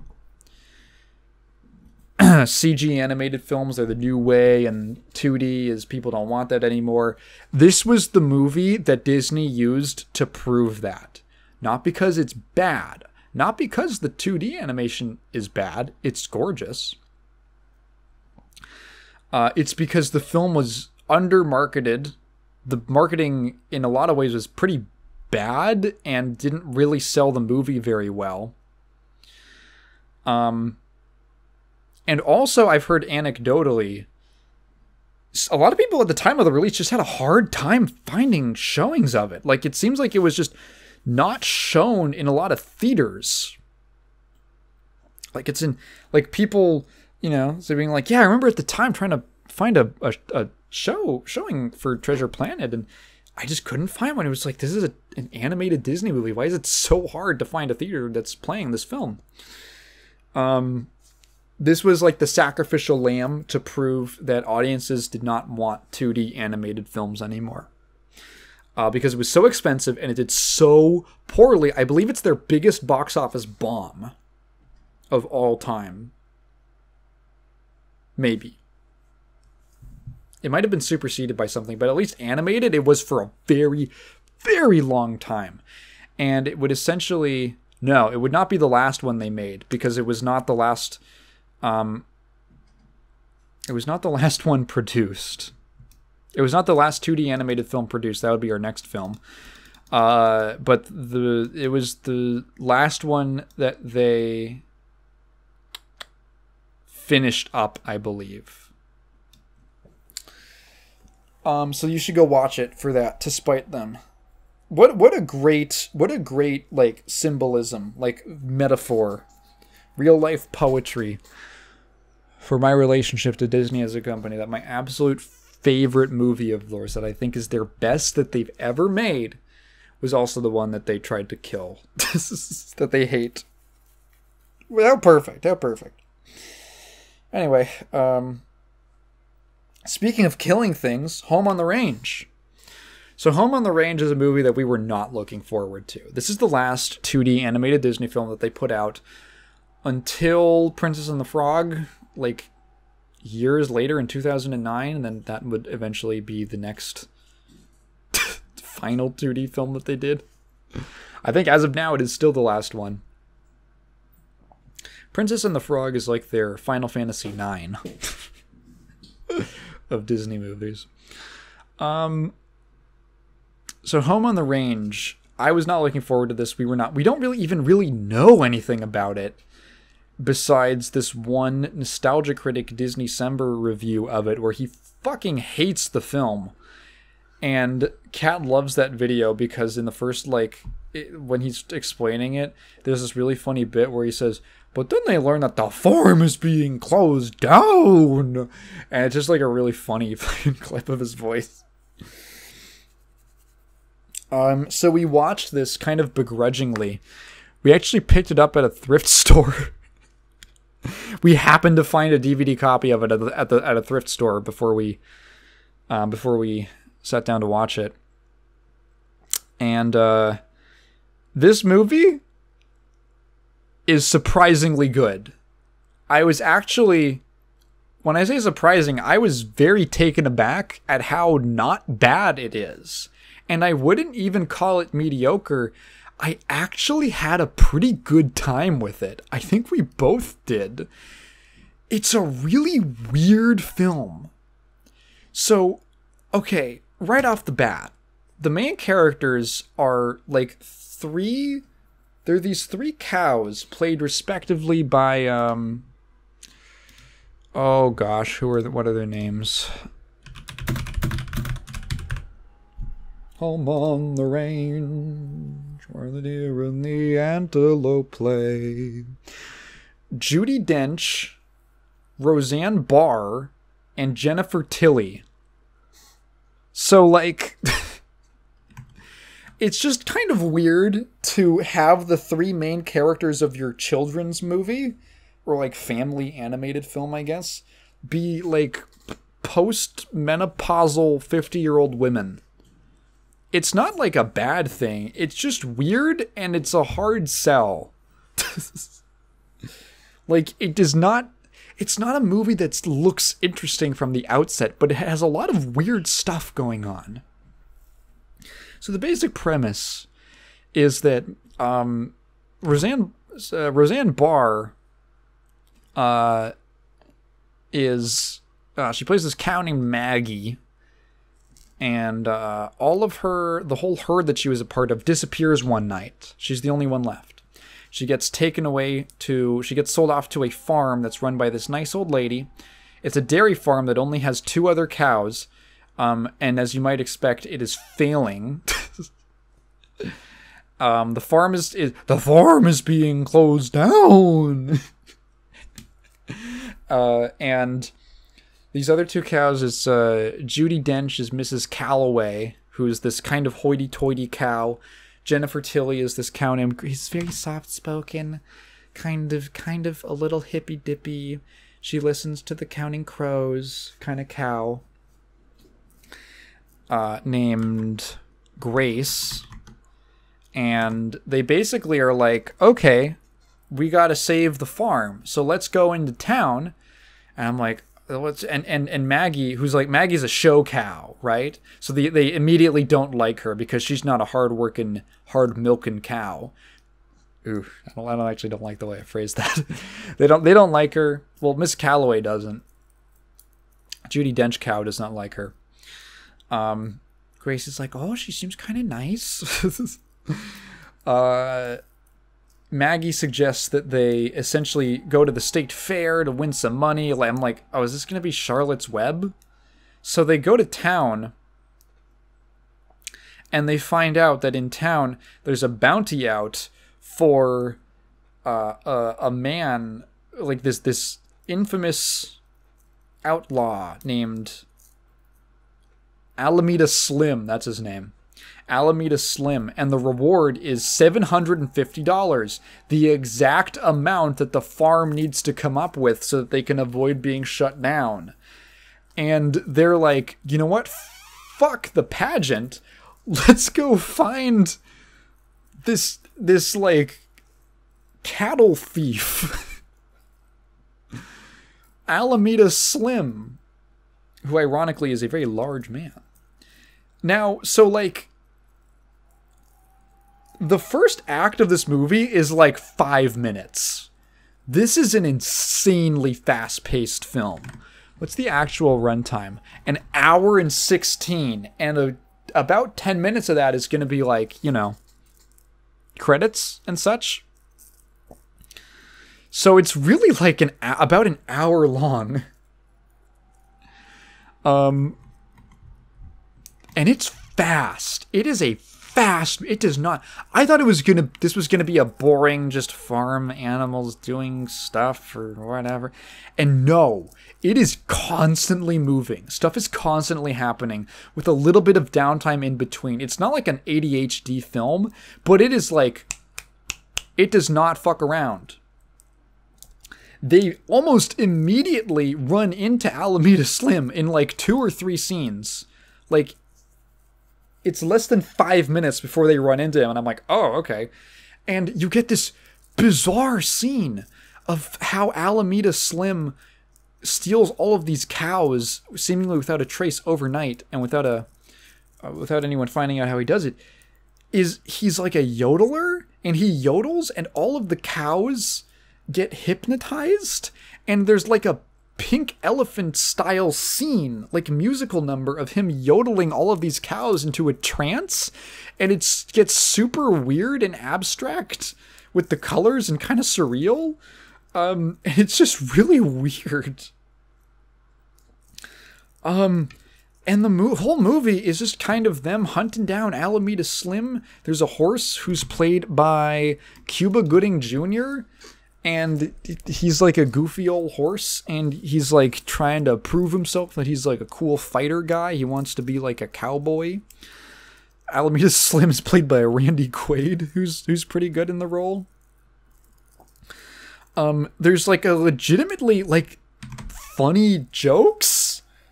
Like, so Slim is like in his hideout in these in this gigantic cave with all these minecart rails, all these this big network of minecarts, and like a railway that runs through, which is how he like transports the cows. He's keeping them all there, and he essentially has his like 3 nephews, who are these like absolute goobers. I'm like, oh, Uncle Slim, oh. And there's like a bit where there's like this giant map of all of the ranches in the region that he's stolen cows from, and he like marks them all with like this what is it called, like a branding iron.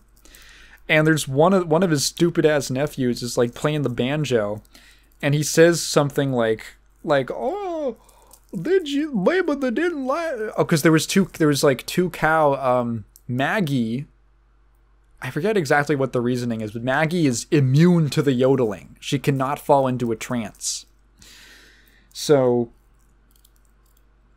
it's because she has perfect pitch for whatever reason. Fuck it, that's her ability. That's her secret ability. She has perfect pitch, and he's wondering why. He's like, how did that cow not fall under my yodeling hypnotism? And his nephew goes, maybe they don't like you singing. And Alameda Slim is like, it's called yodeling and it's an art. And he like throws something at him, and he ducks, and his head was in front of the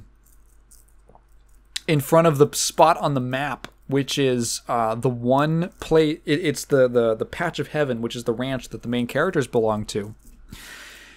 And Slim's plan is he steals all the cattle to make the farms go bankrupt, and then he buys up the ranches. That's his scheme. He buys all the land up for whatever fucking reason. I don't remember what it is. And he sees and he's like, there was a ranch there?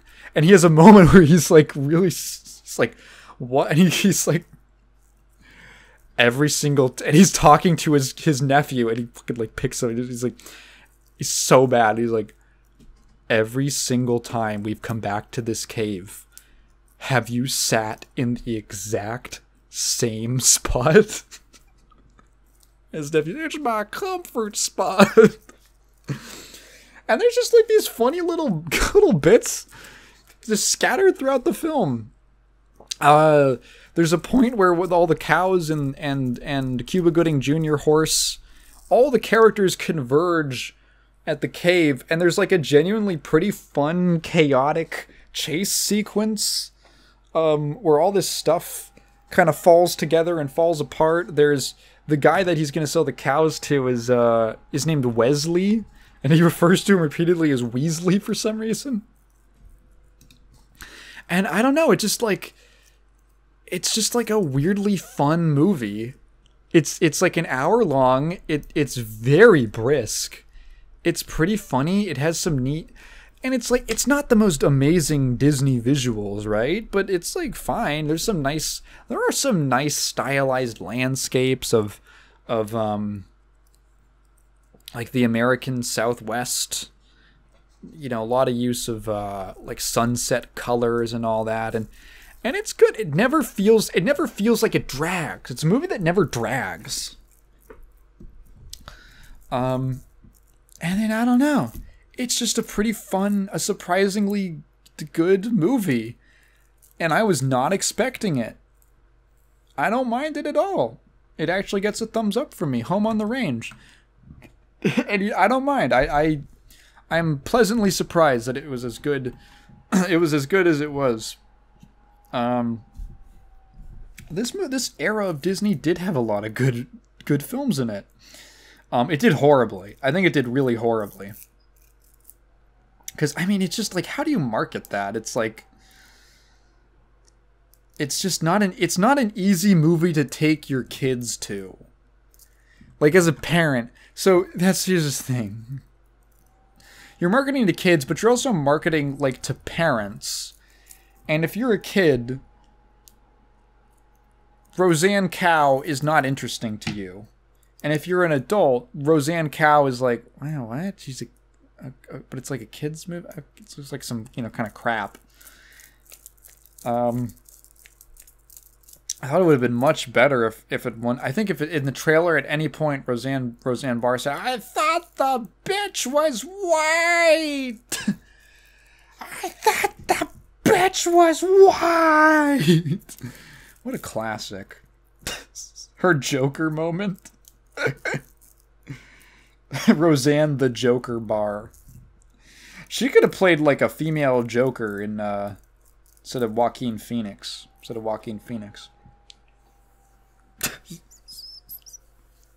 That would have been great. We need a postmenopausal Joker. When are we gonna get a postmenopausal Joker?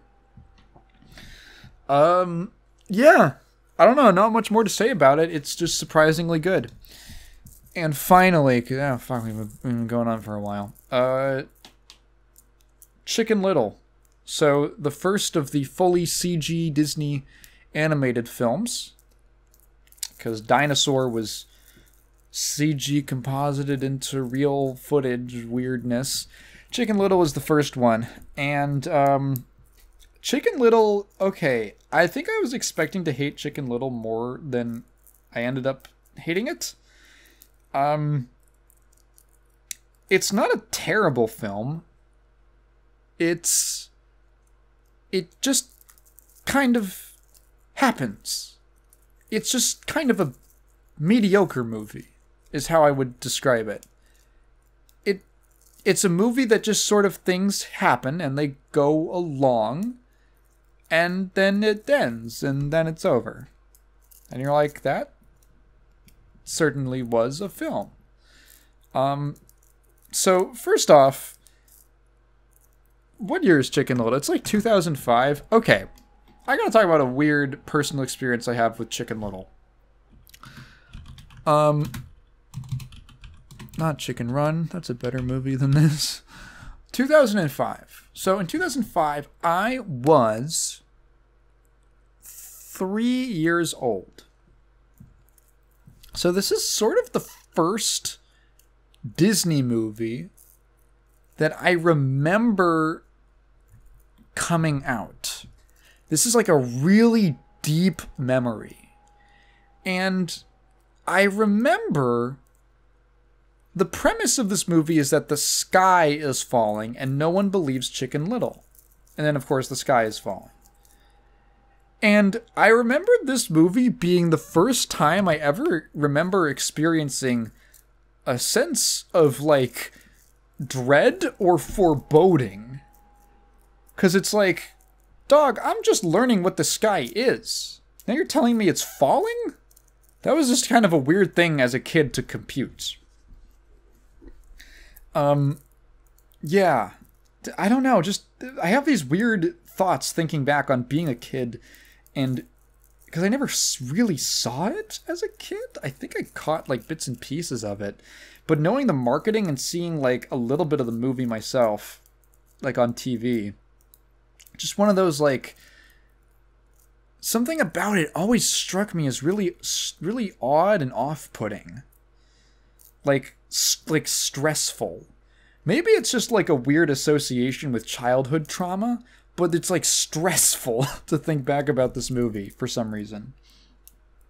In any event, it's a 2005 movie. It does not look good. It is not a good looking movie. It came out like... When was Jimmy Neutron? When was Jimmy Neutron? Exactly. Boy penis. 2001. Oh, there's no excuse. There's no excuse. Because you could swear... I'm watching the trailer for Jimmy Neutron right now. You would swear it's like the same year or just about. It looks maybe marginally better in terms of its textures, but like...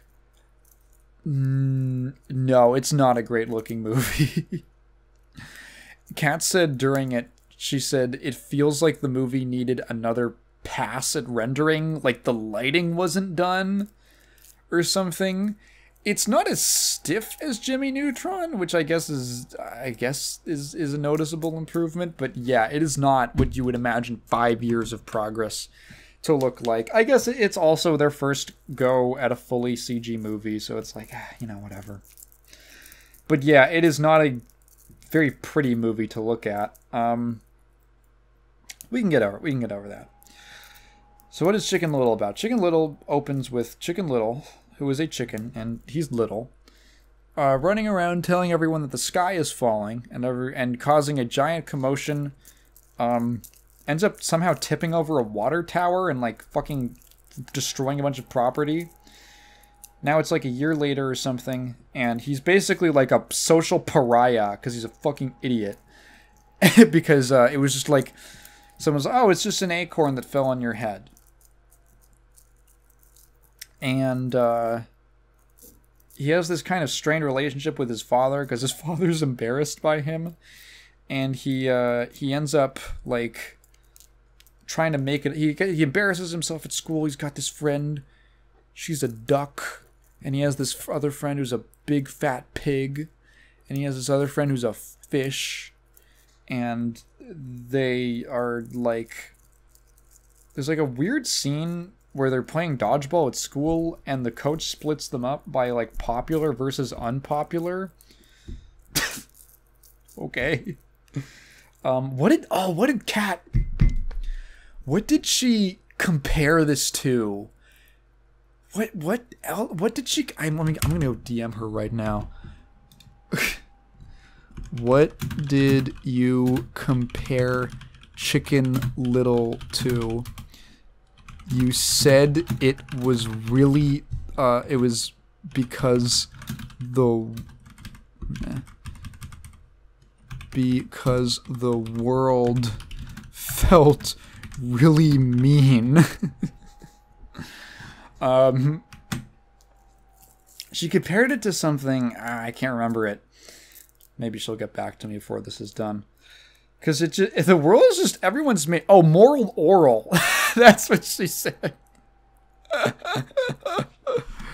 Yeah, that's what it was. Thanks. She said it was like moral oral, which I've never seen, but she said just the whole town is just very mean-spirited. Like, they're making a movie called like Crazy Chicken Little or Little Crazy Chicken, something like that. Like, just with his whole image. They're making a feature film about how fucking stupid and dumb he is, which is crazy. So, the film does this weird thing where it's like... I don't know. So, Chicken Little has to regain the trust of his father and the respect of his father. Repair the relationship, right? And so, in order to do this, he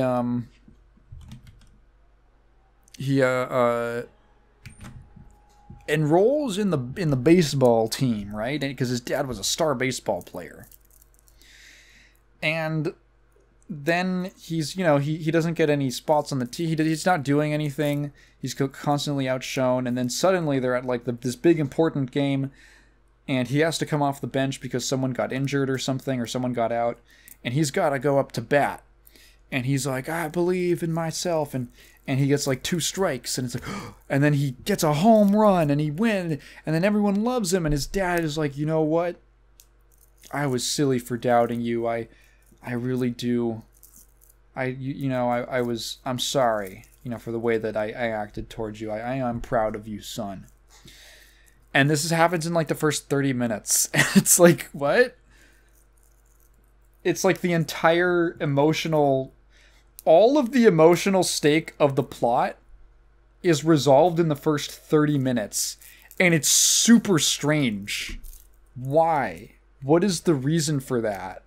Why was this not a thing that progressed over the entire movie?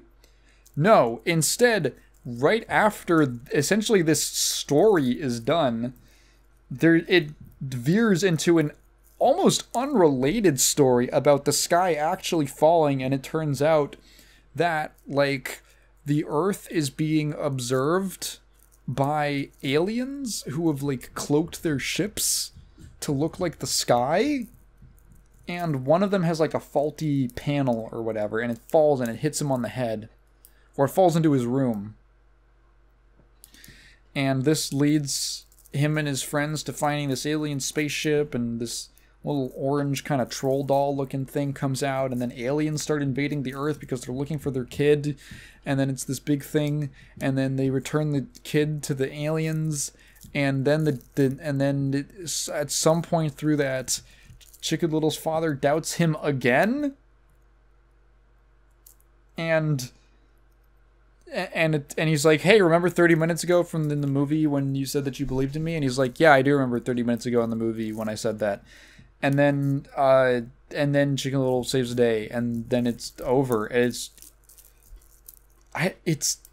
when I say the movie happens, I think what I'm really saying is I'm understanding I'm understanding this in real time, I'm figuring it out. Bear with me. I think what I'm really saying is that the film basically expends all of its emotional weight in the first half, and then just kind of does shit for the rest of the movie with no real emotional stakes. Which is what's actually interesting. I don't fucking care about the world of Chicken Little getting annihilated by aliens. Like, I genuinely don't care. The fucking the town sucks ass anyway. They're total assholes to him. Why should I care? I don't care about this town or this community. I guess I somewhat care. The movie has put in some work to make me care about Chicken Little and his dad. But other than that, it's like, I don't care about what's going on, or like the conflict of the alien having to return to his parents. There's very little interaction between the main characters and the alien anyway. So the second half of the movie just feels very empty and light. It's a very light feeling movie in its second half. So it just kind of goes by without much impact on you at all. It's a very odd way to structure your movie. Like, you basically got the important stuff, the actual meaningful stuff out of the way in the first half. Like, ultimately, I feel like what makes a story, well, there's a lot of kinds of stories, but in this kind of a story that is trying to be more character-based, all of it's almost like it fails to recognize what kind of a story it is. Because what makes a story like this compelling is emotion. It's emotion, because why should we care? Like, stories aren't real. They're not real, right? Ultimately, the events of a film are not really going to change your life in, like, a real way. Like, I'm not talking about being I mean, like, okay, the world is not actually going to blow up, you know? Dawn of the Dead happens, and the world is not actually invaded by zombies. There is no, like, survival, pragmatic reason to care about fiction. The reason you care is because of, like, empathic responses, or empathetic responses. I don't know which one's the right one in that sentence. Empathetic responses. If you find a character interesting, if you find them relatable, if it's interesting for you to put yourself in the shoes of that character, and think about what you would do, what you would feel. That's how you get invested into a story. How would I feel in this crazy situation? The modern structure of telling a story is dependent on a character's normal life being thrown into disarray, into something crazy happening, and that forcing them to undergo some kind of change, or forcing things around them to change. Mirroring, which is sort of like those stories, fiction tends to kind of package things from our life, arcs from our own lives, into a more compact form. Like, you might undergo a change over years, but in a movie it'll take place in the span of 90 minutes. And that's really that's the compelling thing about it. In real life, people don't always have a whole character development thing and really turn around in the space of in a short amount of time as you see in most stories, but it's just like a representation of those things. So, like, you need, if you want to invest the audience in your story, it's like, okay, what are we getting them hooked on? Is what's the appeal of this movie? You look at something like, I don't know, John Wick, and the appeal of those movies very upfront is just the action, it's the visuals and stuff like that. Sometimes it can be the mood or the atmosphere of a film. Sometimes it's the characters. Most stories end up going for a character being kind of character driven,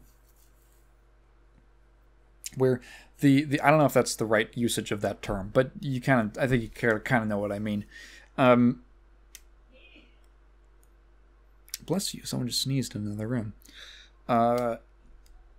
Most of them kind of tend to go the way of being character driven, in that you're supposed to be interested in the story because you care about the characters and what's happening to them is interesting. It doesn't mean I don't agree with the idea that every protagonist has to be likable per se. I think a protagonist just has to be, to get invested, I think a character just has to be interesting and understandable. That's the motto that I go by personally, is they don't have to be likable, relatable, or sympathetic. They just have to be understandable and interesting. I look at a character like, I don't know, Light Yagami from Death Note. He is not likable, he is not relatable, and he is not sympathetic. But he's fascinating, and you love watching him, right? And that's a great protagonist. I realize I'm talking about Chicken Little, I'm very off base, but I feel like the flaw of this film is kind of interesting, because someone's sneezing. The flaw of this movie is kind of interesting because it just sort of fumbles on a core part of what makes fiction compelling and worthwhile in the first place. Can I say that's a shame? I suppose it's a shame, because we could have gotten a more interesting movie. But yeah, I can't say I would recommend Chicken Little too much. It's certainly a way to. There are better ways to pass an afternoon. And with that, I think I'm going to call it a day. I'm hungry. We're talking for like 2.5 hours. And I want to work on something. So I'm going to call it a day here. If you've been listening this far, thank you so much for listening to me ramble. If you have a question, feel free to leave it down in the comments below, but please phrase it in the form of a question, because I'm not just going to read your thoughts out loud. Check out the most recent video on an obscure Dreamcast horror game called Ill Bleed. recently introduced new tiers for my Patreon for the main channel. If you're interested in that, a $1 tier and a $5 a month tier. So you can support me for as little as $1. And yeah, that's it. Bye.